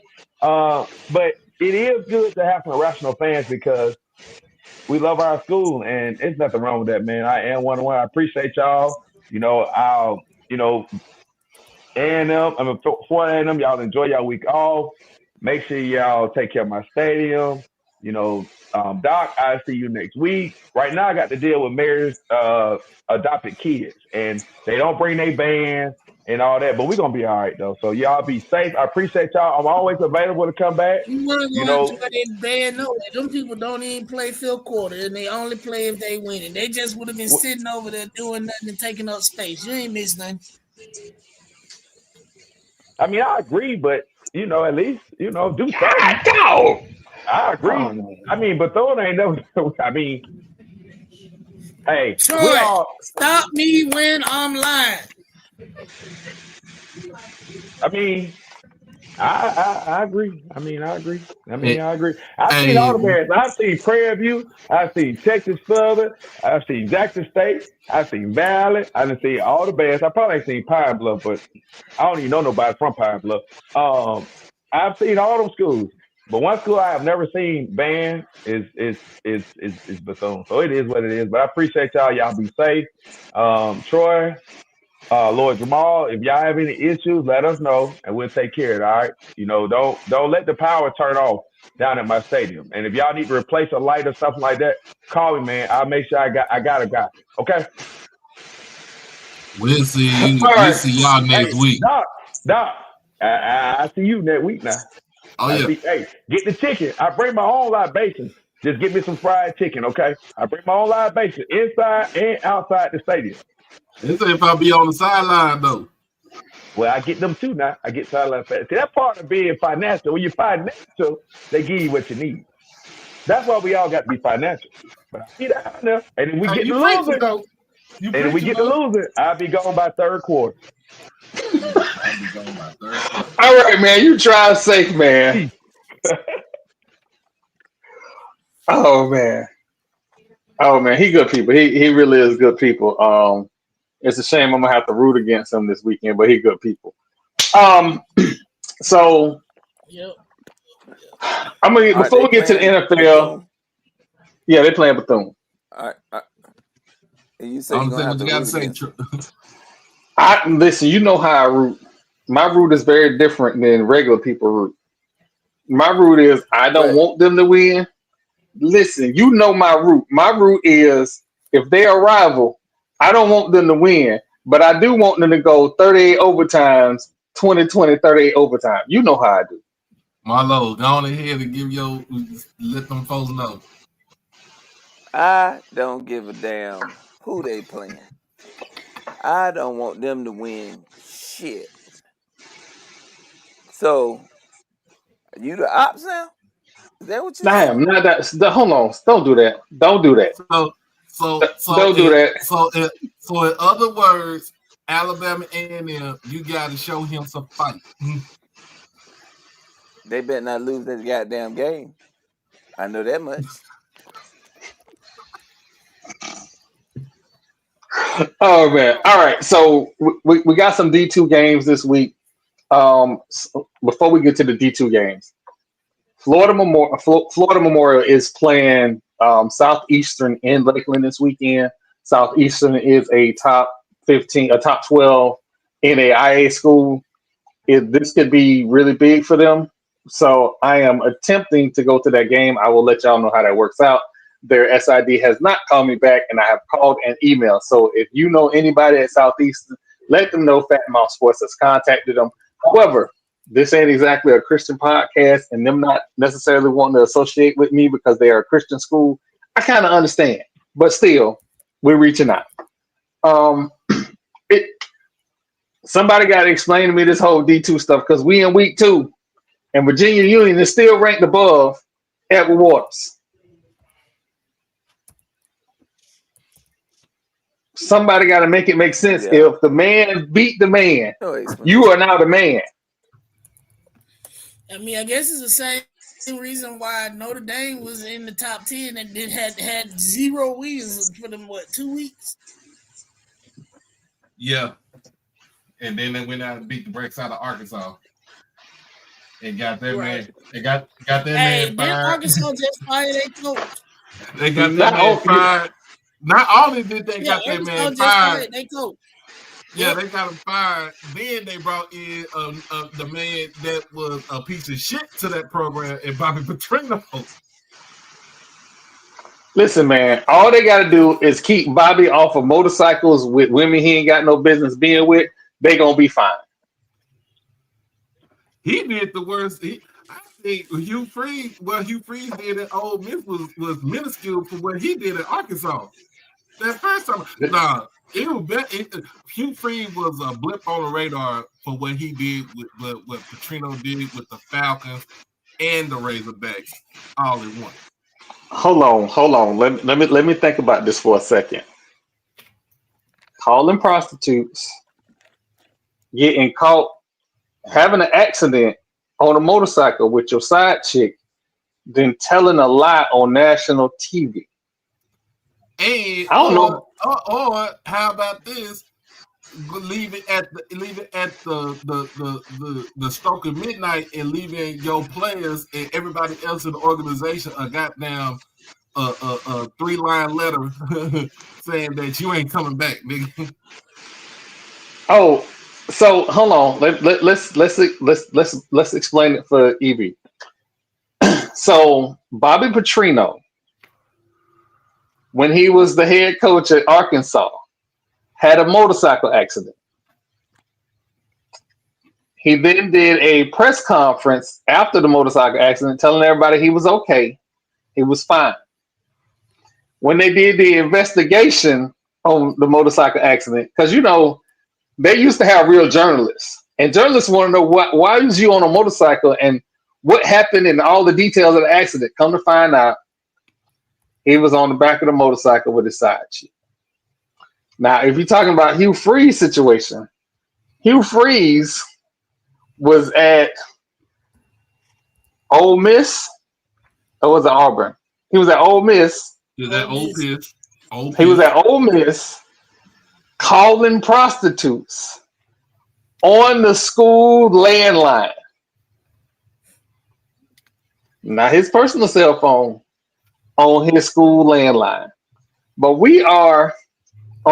some people are so Christian-like that they give certain people second chances. So he got a second chance at Liberty, the school that don't let their athletes have sex.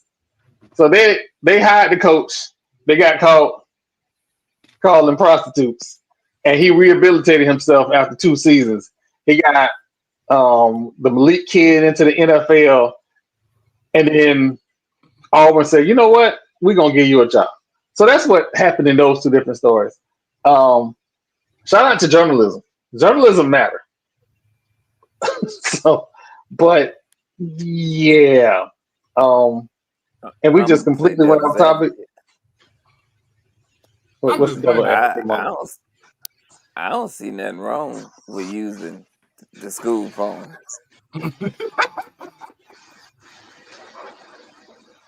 That's just like having a trap phone. Because it is a trap phone. You could say it wasn't you, because everybody used it. It was in his office, Marlo. In his office. You know how many assistants come in and out? You know how many times I went to the coach office and used his phone to call long distance when I was in school? I'm just saying. He was just trying to put praying hands on the women right there. He might have had an in on the player and had to talk to him.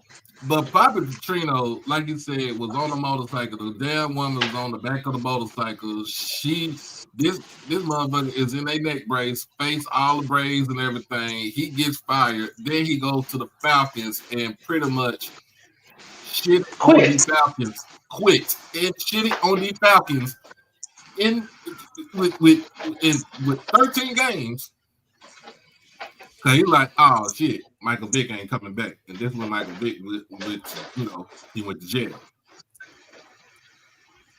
Come on now. Well, that whole era of sports deserves its own 30 for 30. It do.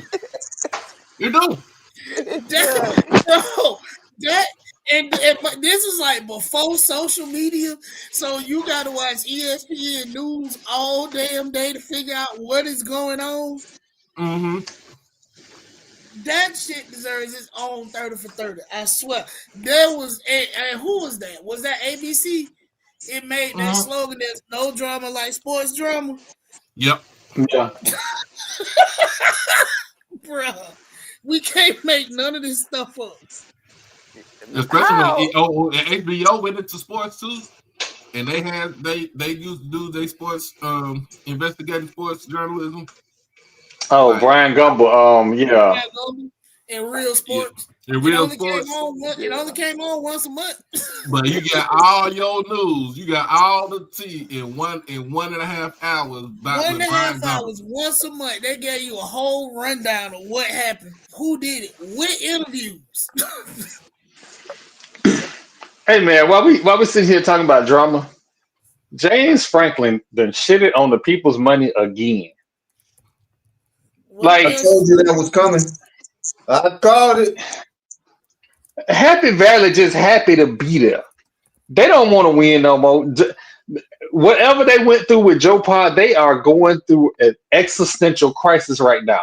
This man in top 10 matchups is over. He can't whoop. And I know we listen. That's karma for firing Joe Paul instead of letting that man retire out. That's karma. Understand why they fired him, but still, bro, that was insane. Just let the man retire. Hey, No Jamal, you know what else is karma? You know what else is karma? What's up? The head coach at Memphis has a better record than Mike Norvell at Florida State. Hey man. Damn. Hey man. Not this week. This ain't the week for that. This ain't even the week for that. Sir. Say I'm lying. I hope you stub your toe going to the bathroom. I ain't never said nothing good about Mike Norvell, but this ain't the week. This ain't that week. This week I need him to fire on all cylinders. I want all the good juju to head his way. I want Gus to have all the best calls. I want to see all the option football and the trick plays this weekend. I want him to open up a can of whoop ass on them dumbass birds from the Coral Gables HOA. This ain't that week. Any other week, I'm cool. This week, nah, not this week. Not this week. Not this week. And to all them Ibis podcasters, hell no, man. Listen. The thumbnail says "bet your eyebrow." Ain't none of them Ibis people want to bet no eyebrows. Not near one of them podcasters. I done added the biggest podcasters in Ibis Nation. I done added the Florida State podcasters that be doing co-streams with the Ibis people. None of that. Meanwhile, they fans want to go to lot 19 to go fight. Lot 19 is not the lot you want to go fight at. You might want to go to lot 2 and 3 with all the old alumni. Maybe you can fight them. Lot 19, they still work out in the gym. Them boys. That sound like them boys. Rated shit right there. Doc, half of them boys played on the football team. That's not the lot you want to go to. They still young. They still go work out.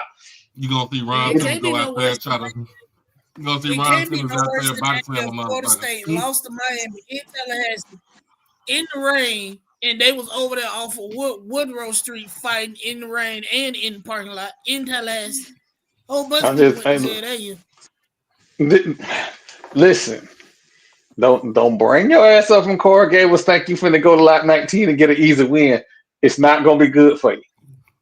They are 99% very peaceful people. They want you to come over, have a drink, get something to eat, chop it up a little bit, and then go to the game.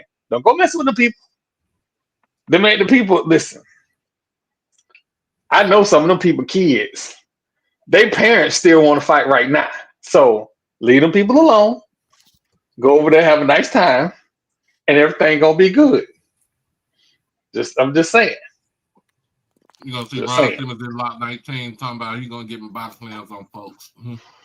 If I open up Twitter on Sunday morning and see CJ Wilson with somebody in the headlock, I know y'all ain't pay attention.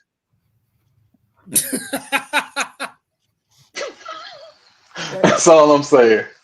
But so we got some NFL games this week. First off, I want to say the Las Vegas Raiders need to fire everybody. I want the strength and conditioning coach gone. I want Tom Brady gone. They can't fire everybody. No. Money Mark need the money to buy new championship rings for the Aces. So I want his barber fired right now. Until he shave all that shit off his head, I want him fired too.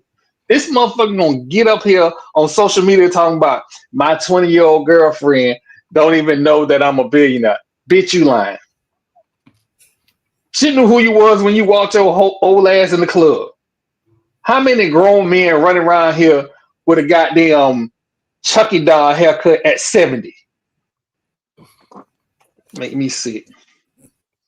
Wasted a draft pick on a quarterback from Canada Junior. Ain't even. And I can say this. Y'all listen. They would not let me get a job. Yeah. I ain't even say nothing that bad, and I got a disclaimer. There apparently there's some disclaimer beef in here for some strange reason. Y'all thought I was bad. Listen, we know where it comes from. You talking about I was perfectly fine. If you gonna tell me we gotta lose to get a squad together, that's cool. I'm not happy for the season ticket owners, but I understand there is a process to build a roster. What you're not gonna do is bring Tom Brady in and blow smoke up my ass talking about Tom Brady is helping you build this team. What is he doing? If that's the case, why is Geno the quarterback? Because that's all they could get right then. Because they chose to Sam Darnold was available. He was a free agent. He was a free agent. He was a free agent. Hey, maybe John Patrick don't like Sam Darnold. I don't. And again, this is why I'm blaming Tom Brady. Tom Brady, unathletic quarterback. That's Sam Darnold. You should have been on board for that. Oh my gosh. Absolutely should have been on board for that. But no. Absolutely no. We got, you know what? I'm trying. Nah, I'm going to say this. Sam Darnold got a little bit more athletic ability than Tom Brady. I'm sorry to tell you that. I ain't even say it. Y'all can't even blame me. I ain't even say it. But you know what I'm going to say? Fuck Tom Brady. Fuck him. Fuck his car that I can't tow because they won't let me get a security job at that organization. Yeah. Shout out to Giselle. Living her best life with the jiu-jitsu coach. You are the ops. He more athletic than Tom Brady. He's definitely the ops. This dude is the ops. Y'all thought I was bad for real, man. I know I say to give Jerry Jones mama, but he went down the whole line. I've never said nothing remotely talking about his divorced wife. On this podcast, that's clear. I just like to say that the views and opinions of Troy White do not necessarily reflect the views and opinions of Fat Mouth Sports as a company or an organization. Nah, put your label on up there too. I put it up there already. I put it up there. Wait. And we got to stop making it seem like this is a bad thing. Like at some point, we're going to want to get monetized. They at are never, Troy. I'm going to hold your head when I say this, bro. We cost too much to get monetized. There's plenty of people that cuss that's monetized. Yeah, listen. All we got to do, we got to get we just got to get to 500 subs, and we good. We got everything else. We just got to get to 500 subs.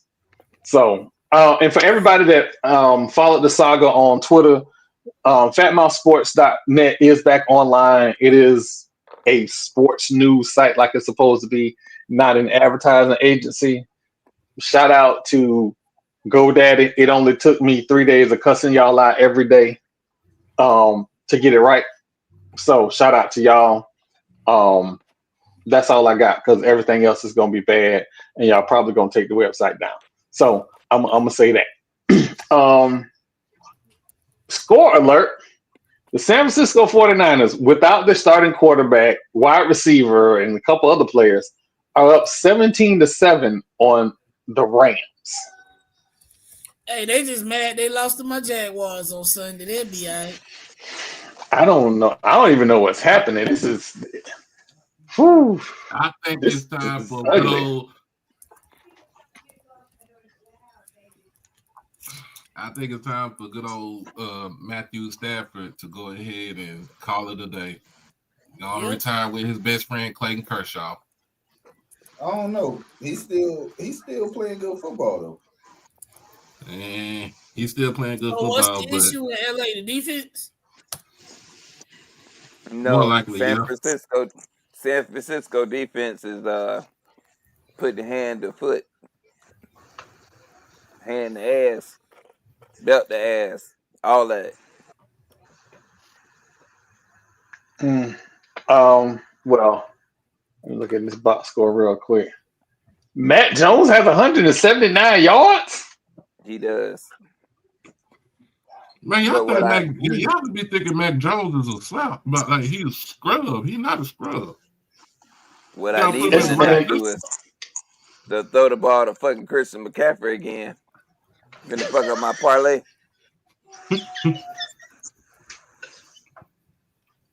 I'm hitting everything. Yeah, McCaffrey got 44 yards. Man, he is checked down Charlie. He got a 35-yard pass to Kendrick Bourne. So I didn't know Marquez Valdez-Scantling was still in the league. Wow. Marquez Valdez-Scantling. What? I mean, yeah, I got nothing. Everything I'm gonna say gonna be disrespectful. So other games. Already said. Other games this week. Minnesota plays Cleveland. Dylan Gabriel will be starting on a high chair this week, so we'll see how well he does against Minnesota. The Raiders are playing Indianapolis, sure to piss me off yet again. Matt Jones is having a career resurgence. Apparently, New York is the problem. New York is also playing. New York Giants are playing New Orleans Saints. I guess the Giants got a bye week. That's an easy dub. Yeah, Dallas is playing the Jets. New Orleans play defense now. It ain't gonna be no little cakewalk. They might can't score, but they play defense. That's the point of the game. You gotta score points. But Dallas plays New York. This is going to be an interesting game. Are we going to see Justin Fields throw for 400 yards? That is the question. He won't throw for 400 yards. He might run 320. But now the last time Justin Fields played the Cowboys, he threw for 300 and ran for like another 85 yards. But we still won the game. I mean, y'all might win this game, and Aaron Glenn has got to do some wins other than the best viral moment in a football game. He got to do something. Something got to happen. Denver is playing Philadelphia. Denver is playing shockingly well. I'm gonna say this take for the Jets. Bury your whole organization from top to bottom, except Aaron Glenn. Just go ahead, dig a show for everybody in the whole organization, from the head man on up. Yep. Just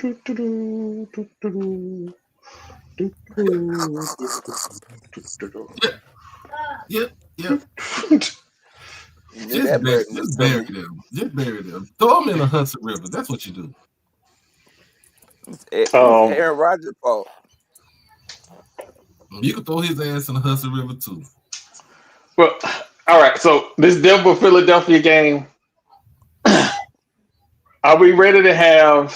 Well, we've been having the Jalen Hurts discussion and AJ Brown discussion because of that Acho dude from Texas. I was forced to look at the game tape against Tampa.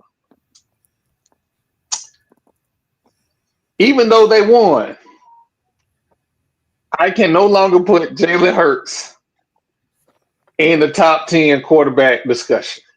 He was never in the top 10 quarterback discussion. And they playing Denver too. The only reason he was in that because he won the Super Bowl, and you got delusional Eagles fans thinking that he's a top 10 quarterback because he won the Super Bowl.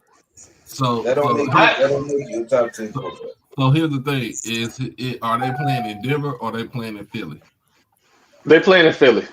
Okay, so AJ Brown ain't gonna have no catches because why?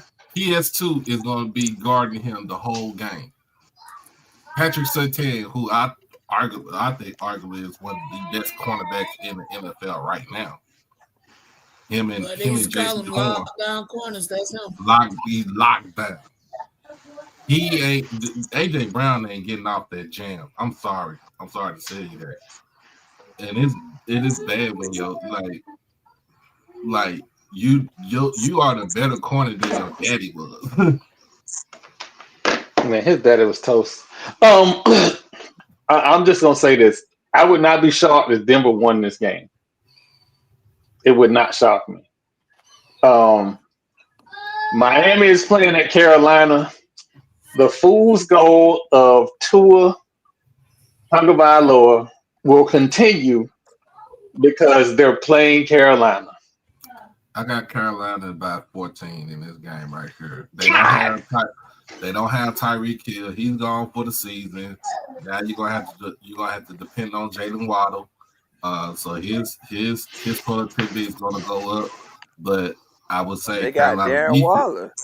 Yeah, they got Darren Waller now. They don't mean nothing because he was non-existent in his last game. No, he got a touchdown. He got a touchdown. He got a touchdown in the last game. Yeah, a touchdown, but he was still non-existent to me. And they still.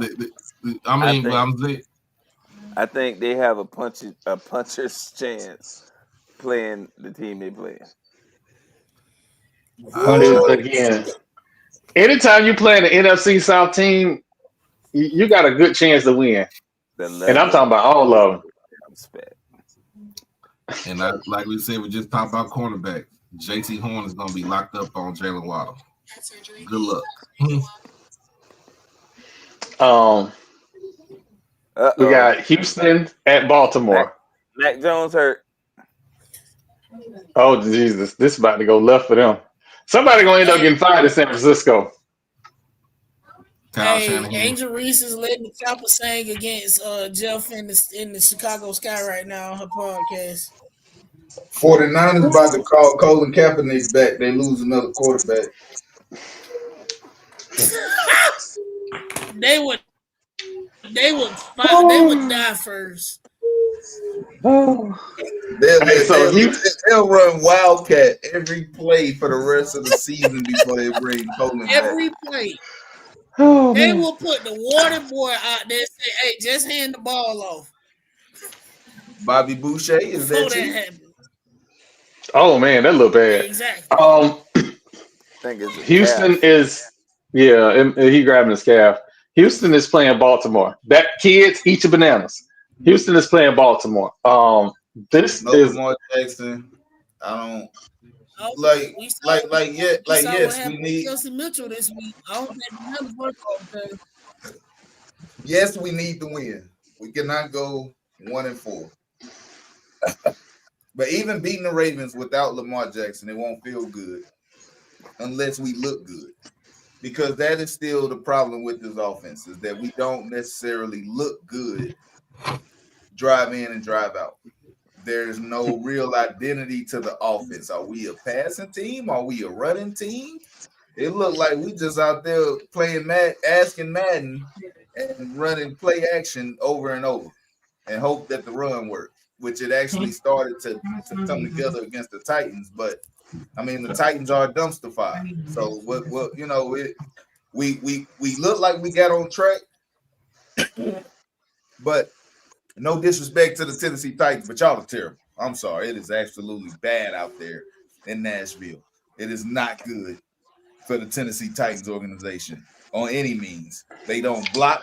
They don't run. They didn't defend the pass. They can't stop the run, and they can't cover nobody. They are not good on any level. So they got one bright spot, Jeffrey Simmons. Boy, you better get the hell up out of there, first name smoking, or make them pay you Myles Garrett money. That's their only options when your contract is over with, my brother, because you are too good to be playing out there if you ain't got a max contract. Myles Garrett money? Myles Garrett money. He that good though. He I mean, he not as good as Myles Garrett, but like worth, you look at the price of milk these days, man, he worth it. Well, Speaking of Tennessee is playing Arizona. I have no faith in the Tiny Tot at all. You have a weapon that you do not get. Yeah, they probably will.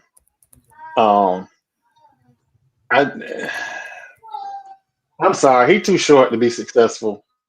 I just don't see it happening. The Bucks played Seattle. Mm-hmm. The Bucks got some key injuries that are concerning. Baker on the road. When is Mike Evans coming back? That's the question. Got 3 weeks. Another week. He out. Another week. Yeah, This game could get dicey. Yeah, this game could get dicey because Sam Darnold is playing good football. They're playing good football since last year, and I told y'all that.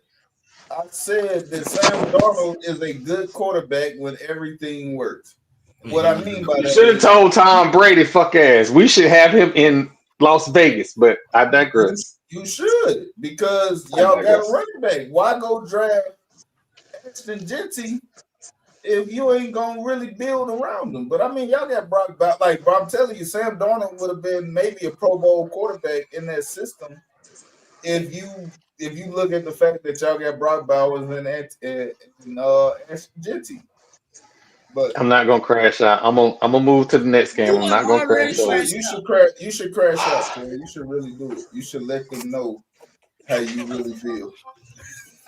You know what you're not gonna do is you're not gonna boost me up. Next game, Detroit and Cincinnati.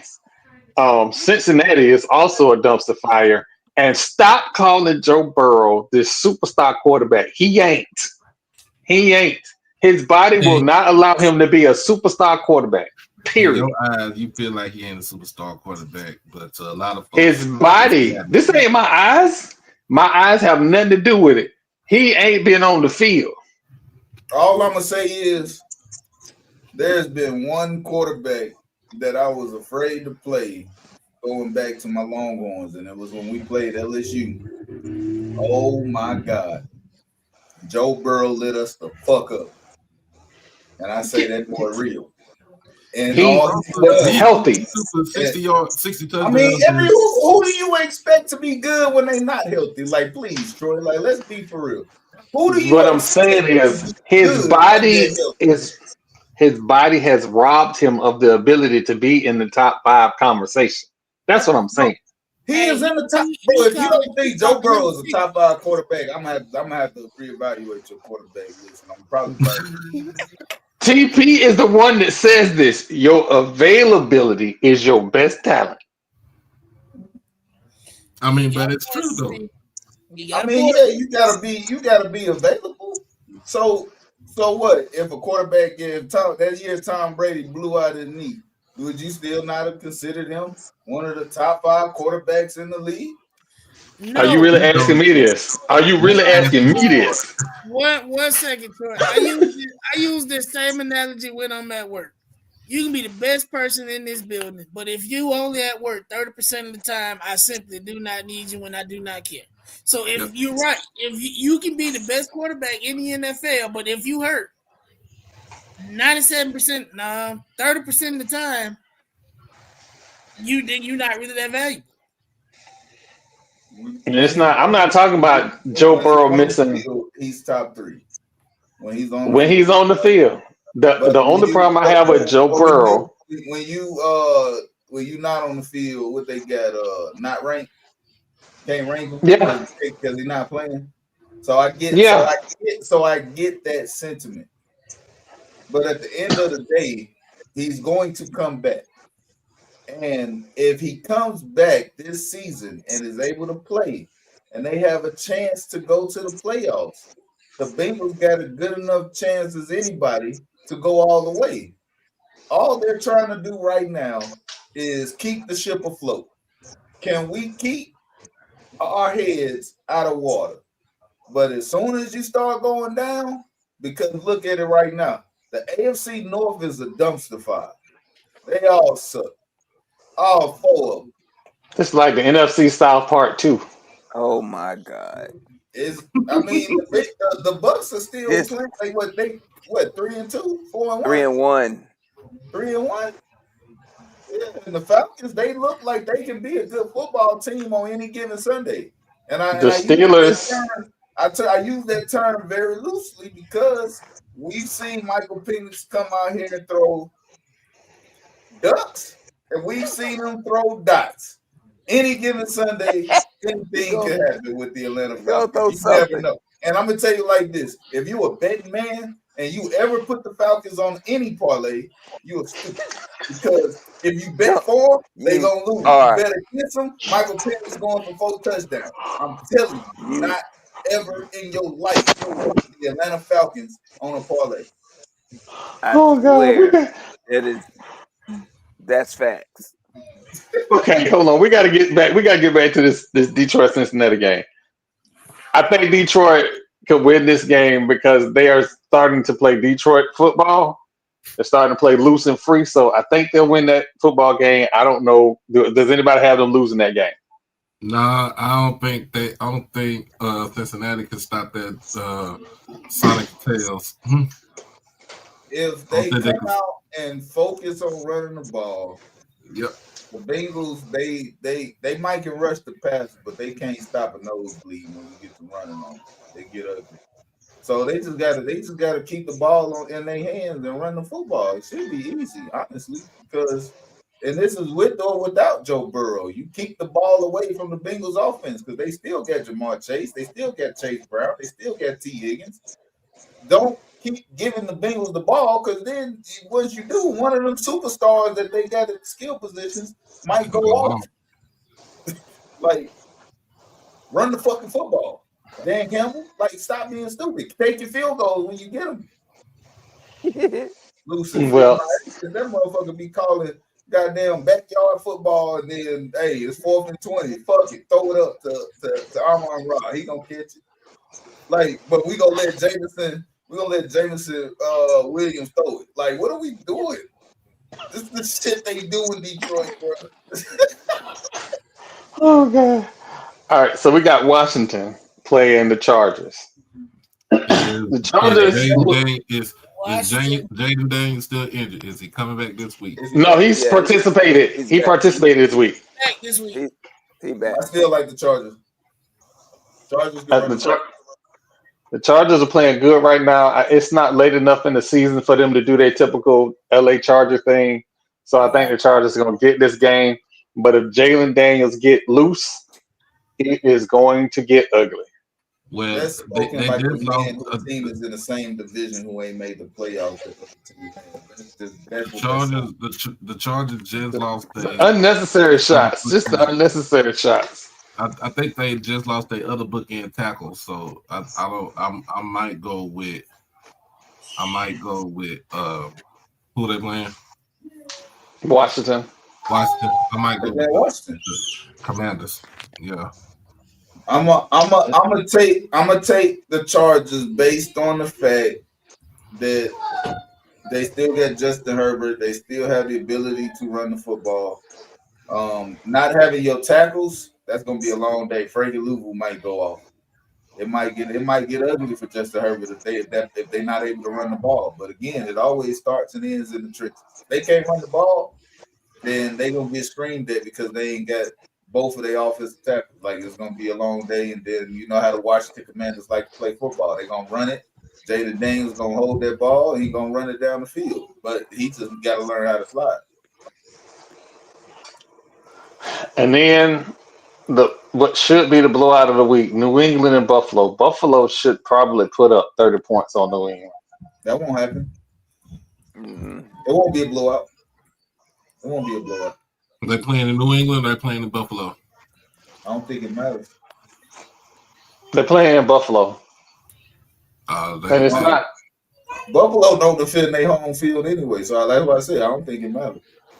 When they lose games, they lose them at home. That is true too. And then on Monday night, I know Jamal is trying to get to Jacksonville Monday night. I already bought my ticket. That man said, I'm riding I'll down be in Elevation I-10. Stadium at 8:00 on Monday. Go Jags. We on the prowl. So this is a needed game for Kansas City. Kansas City has to win this game. They won't. They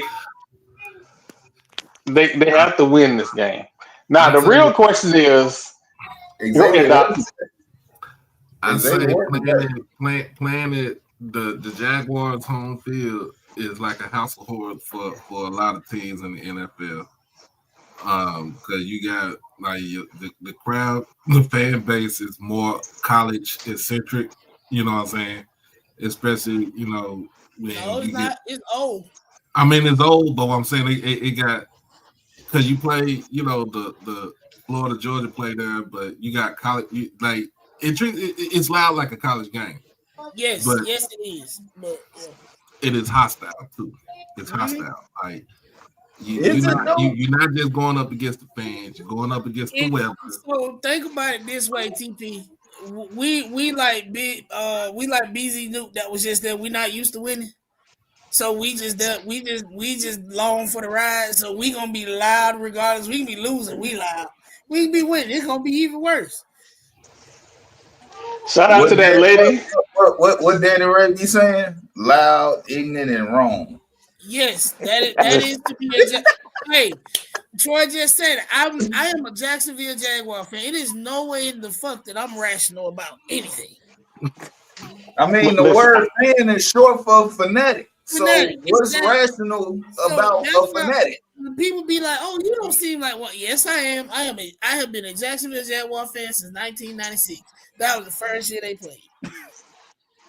And I've been a Texan fan since inception. And yeah, the fact that I'm still a Texan fan, you should know that I am actually a fan. I just want to say shout out to that lady in Jacksonville on TikTok showing off the jersey dress. You are the MVP. That blonde lady gonna hit you in your eye while you sleep. That blonde hair lady. Get him. But I'm gonna head out before I get beat up by the brown haired woman.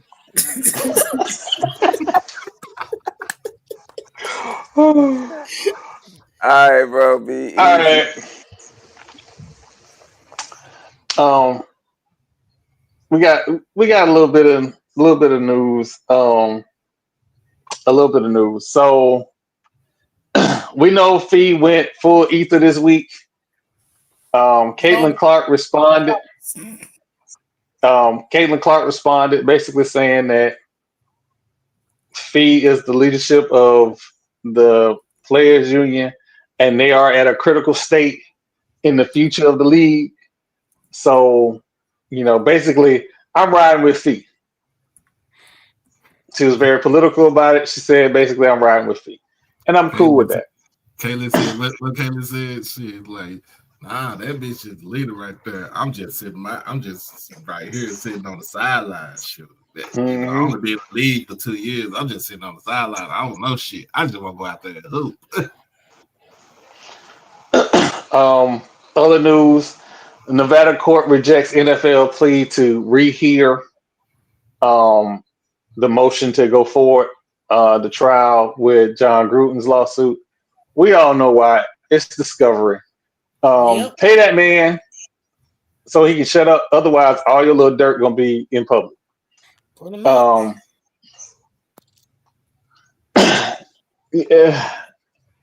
The Major League Baseball is in the playoffs, so that's something to watch. The Rays have sold to a majority ownership in Jacksonville. Listen to what I have been telling you. Them people did not sell to anybody in Central Florida on purpose. Wait a minute. The Major Jumbo League to get some big brothers. Yeah. So Major League Baseball is trying to keep them in that area where the Rays are currently at. Especially when your local municipality say, hey, we gonna fund 85% of a $2 billion stadium. And of course, Hillsborough County said we ain't paying for no stadium. But that's beside the point. I have been telling y'all this because I have been checking with people that my mama know from the city of St. Pete.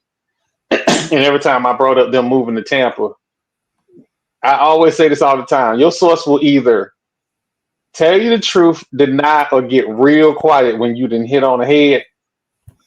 Yeah, them people got real quiet when I said, "Oh, they going to Tampa." And I know we all know what Tampa said about building a new stadium. You can thank the Bucks for that. The Hillsborough Sports Authority said after the Bucks stadium, they wasn't paying for no more stadiums. That's why USF still ain't got no stadium, messing with the children building fund. So, but you know, Stu Sternberg is dead, not really dead, but he's essentially dead. So I can now be a fan of my daddy Rays because you know how I feel about bad management and bad leadership. I can't stand that shit with a passion. That's why Tom Brady need to get hit by a Nerf bus. But and make sure he stay away from the Aces this week. We don't need no more game 5s. Thank you. My nerves bad. To the makers of Nerf, Bam in Miami. Bam don't need to go to no more games neither. Shout out to the Wings for going ahead and getting rid of Chris Koklanis, whatever his name is. I was trying to avoid that. Thank you. So now Paige can go ape shit on everybody next season. All right. So unleash the beast. All right, let's see how I can do this. All right, Doc. What you got for us this week, Doc? We got Bama A&M, Alabama A&M down in Mobile for the Gulf Coast Challenge. One of the more successful classics that that we have in our HBCU football space. But I just want to talk about the importance of owning our own stuff as far as when it comes to the classics, and let's not keep getting these third party people in place to try to bring a dang on football game to the city. And from what I heard, the man went to both representatives of schools, went to Valley first, knowing Valley didn't have an AD at the time. Let's keep it a buck. Didn't have an AD at the time, and at the time the AD for the AD at the time was the basketball coach for Valley, where he already had his own issues for gambling. And then of course they going to FAMU and present the same idea. But my whole thing was, and a lot of people's thing was, why is Valley giving up a home game, knowing people from Florida they're not going to travel up to Itabena to play in this game. My suggestion would have been have the game in Jackson. It's closer to Itabena for Valley. It's only a 5-hour drive from Tallahassee to Jackson. That would have been more reasonable. Play in the vet, play on that Saturday, because Jackson State's not going to be in town. We're going to be in Mobile. So it could have worked out this way. Instead of postponing the game all the way to the week of Thanksgiving, and this is the second time that FAMU has had a game postponed to the week of Thanksgiving, other than last season. The only reason why it was postponed because it was a hurricane that came through, storm came through. There's nothing that they could control. This is something they could have controlled, and they it doesn't look bad on the schools, but it does look bad on the 100 black men of Atlanta or DeKalb, which one of that was. And also, this also saved. This was also the same group that was going to have a classic at Tampa with Bethune and Southern. And when both of those schools found out what was going on, Bethune was the first one to pull out and say, "Nope, Southern they'll just come to Daytona. We'll treat them hospitable and everything. They'll come to Daytona, and we're gonna have a good game to watch, to play." But I say this: we just have to get rid of the middleman. We have to put more emphasis, having leadership from the conference, put more emphasis in trying to bring us a classic game as we see, want to compete with the big ones. Your State Fair Classics, your Bayous, your Florida Classics, your Magic Cities, your even your Labor Day Classic with Prairie View and Texas Southern.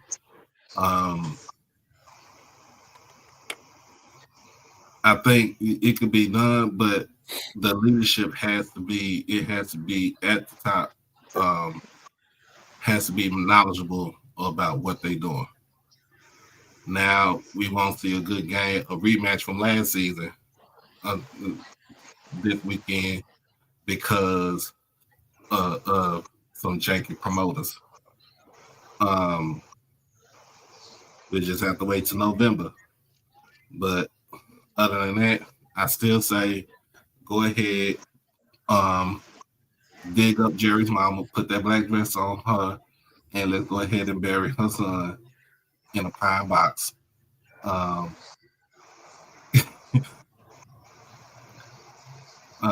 Be blessed, be safe, hug your loved ones, and love on your loved ones. Crash out on your kids and beat them out the penitentiary. Y'all be easy.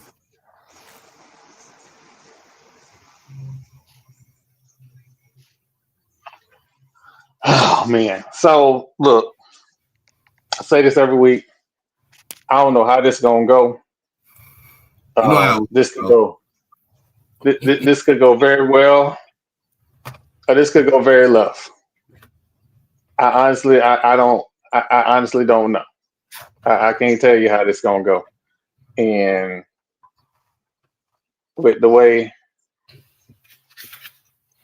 seriously, with the way this app running, I got to make sure I do this right. Model, sir. What you got for us this week? Well, I am a little frustrated. I'm frustrated with a lot of our supposed to be authorities in the SWAC that took it upon themselves to levy a fine against an announcer. I'm a little upset that it has gotten to the level of attention that it has reached. Like it's on major news networks that he made a joke about the dancers that were dancing for Alabama State. Could the joke have been better timed or maybe made against the school itself? Yes.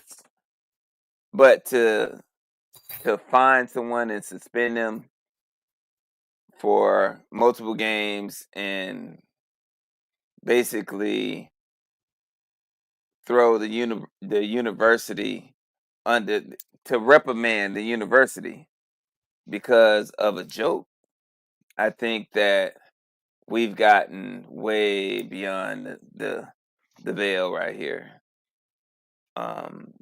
If you go to any HBCU football game, you will hear commentators and announcers crack jokes pretty much all game.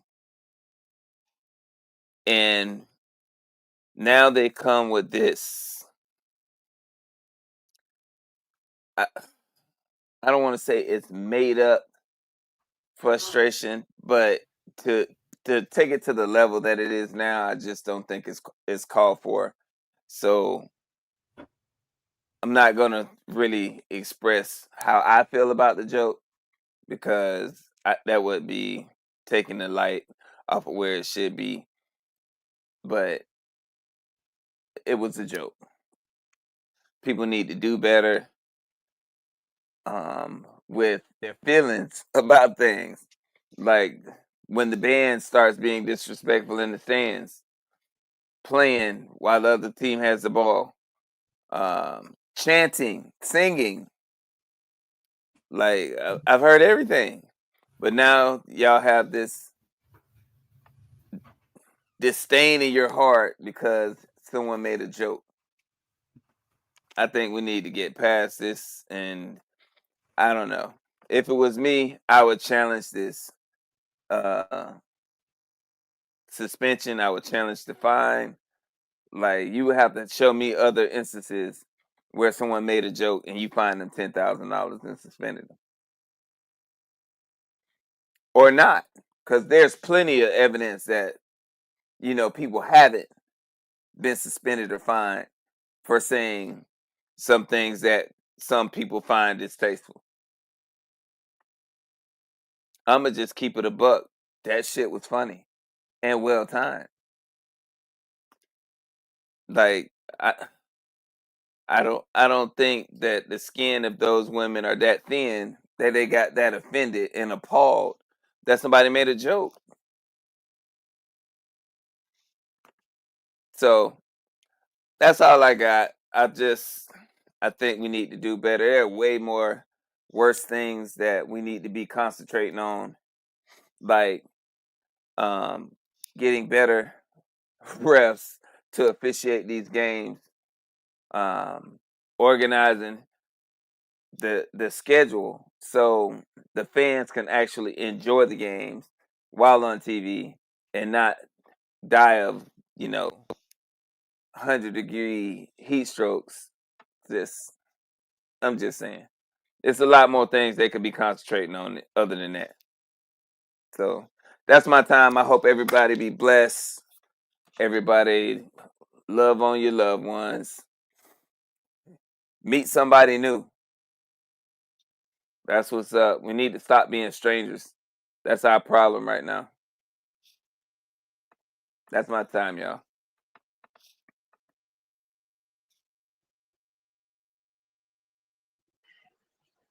Okay, so I didn't expect that one from Marlo. I ain't even gonna lie. I didn't expect that one from Marlo.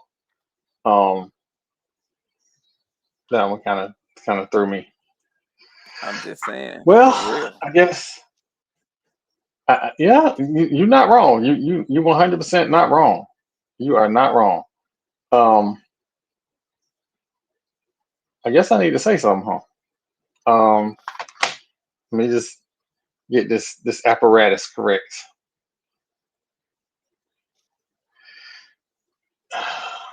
This. All right, so it has been, for me, it has been an interesting week. Some good, some bad. But I'm gonna say this. We have had outrage about a whole bunch of stuff. Yet there is a whole entire NCAA board of directors. It is a new construction of an enforcement board that made up some rules this week when it comes to NIL collectives. So schools cannot guarantee the amount of money that you're going to get from a third-party collective. Did that for a reason, because there is this quote-unquote salary cap when it comes to revenue share. So even though players can get money directly from collectives, schools cannot use that as part of an inducement to increase the salary cap. So if you have player X who is getting $80,000, $100,000 from the school, and the collective has agreed to pay him $1 million. The school cannot guarantee that $1 million if the collective does not pay its bills. So in other words, the salary cap is a hard cap. Interesting. They also said that there has to be essentially an activation date on your third-party NIL deal. What that means is that there has to be a actual business purpose to your NIL deal. So what was happening was certain schools were giving players future media dates or future rights dates. So let's say they don't actually have a business plan for your NIL or for your name, image, and likeness right now. In the future, they'll have one, but they're going to pay you in the interim. And these, for some people, might seem like reasonable rules. They seem like a way to keep players and teams from breaking the rules and circumventing salary cap. Here's the problem. There's a company called Deloitte that sold the NCAA a bill of goods and said that we're going to make you some software that the players, not the school, the players will submit their NIL deals, and the software, the AI, will determine if it has a business purpose. Here's the problem. I've been telling y'all this forever if you've been following me on Twitter. AI is new. AI is experimental, and it don't always work as expected. Bad programmers write bad software. So if a bad programmer writes bad software that's supposed to be AI, it would be reasonable to think that the AI doesn't work. And I'm not saying all programmers are bad. It's not what I'm saying. I am saying that there are a lot of product managers and project managers who do not understand the things that they are asked to create. AI is a new flashy word. It's a business process. That's all it is. It takes a bunch of data and it goes, how do I process this? And it spits out an answer. Deloitte software was never going to work in the time frame that they had to put it together. You should have known it wasn't going to work when they put that ugly ass Ibis logo on there when they were doing the demonstration. That was my key right there. I was like, oh, this ain't gonna work. And yes, any chance I get to take a shot at them Ibis people, I'm gonna take it. It is Florida. It is Miami hate week. But in all seriousness, while we outraging over the things that are said over a PA announcement, or we're outraging over the disrespect that's happening on campuses, while we are raging amongst each other, we got real problems. We have a revenue problem. We got conferences finding schools more than the amount of money that they get for an event of their media rights deals. So one school got fined $10,000, which means they got to write the conference a check for $7,000. I'm sorry, for $3,000. And if you do the math, yes, they got $7,000 for that event. That's crazy. You can't turn on the lights at a stadium for $7,000, but we're okay with these media rights. And I know the SWAC and I know a couple other conferences have their own networks and they're trying to figure out a way to turn that into actualized revenue. But I need y'all to understand and hear this every day. While we're yelling at alumni that we need to give more, we also need to be yelling back at the conferences, you need to get us a better media rights deal. Because the SEC and the Big Ten, for sure, after they just got this $2 billion investment, they are not playing. They are moving forward, and we need to be moving forward as well. Keep that on your mind when you think that your season tickets is enough. It's not enough. The money that you give to the university is not enough. We got to find new ways to bring revenue in and get the young alumni on board with this new reality of college sports. But again, I ain't gonna preach to y'all. As always, it's that time of year. It is. Fuck Dennis Erickson. Fuck the playmaker. Fuck Luther Campbell. Fuck the president of their university. Fuck the president of the HOA. Let's go nose round here. Nose by 10. All right. Now, he swear to God that I bring him on here to crash out. And that's not true. I bring him on here. I bring him on here because he has some good insight. Jamal, what you got for us this week? I think you muted. You muted. Damn, I'm over here talking on mute. I actually don't have no crash out this week. I'm being for real. My Jaguars are honestly, we got number one defense in the NFL. Whoever thought I would have said that. We just got Hines Allen was named Defensive Player of the Week. We hadn't had a Defensive Player of the Week to come out of Jacksonville since 2005. We got a Monday night game.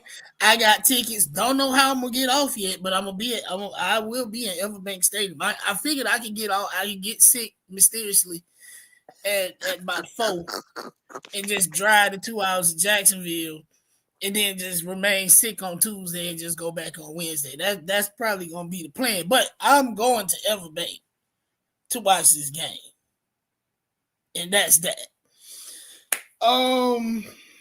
WNBA news. Jackie Young of the Las Vegas Aces became the first player in WNBA history to go 30-10 with 0 turnovers in a playoff game. 30 points, 10 rebounds, and no turnovers. People that know ball honestly realize that that's insane. No turnover at all in the game. No turnovers. And this is a game 5 put up, shut up in your season over game. Aces, and I'm not an Aces fan. I know I talk about them a lot. I'm actually a Sparks fan. We just can't get right now, and that's just what it is.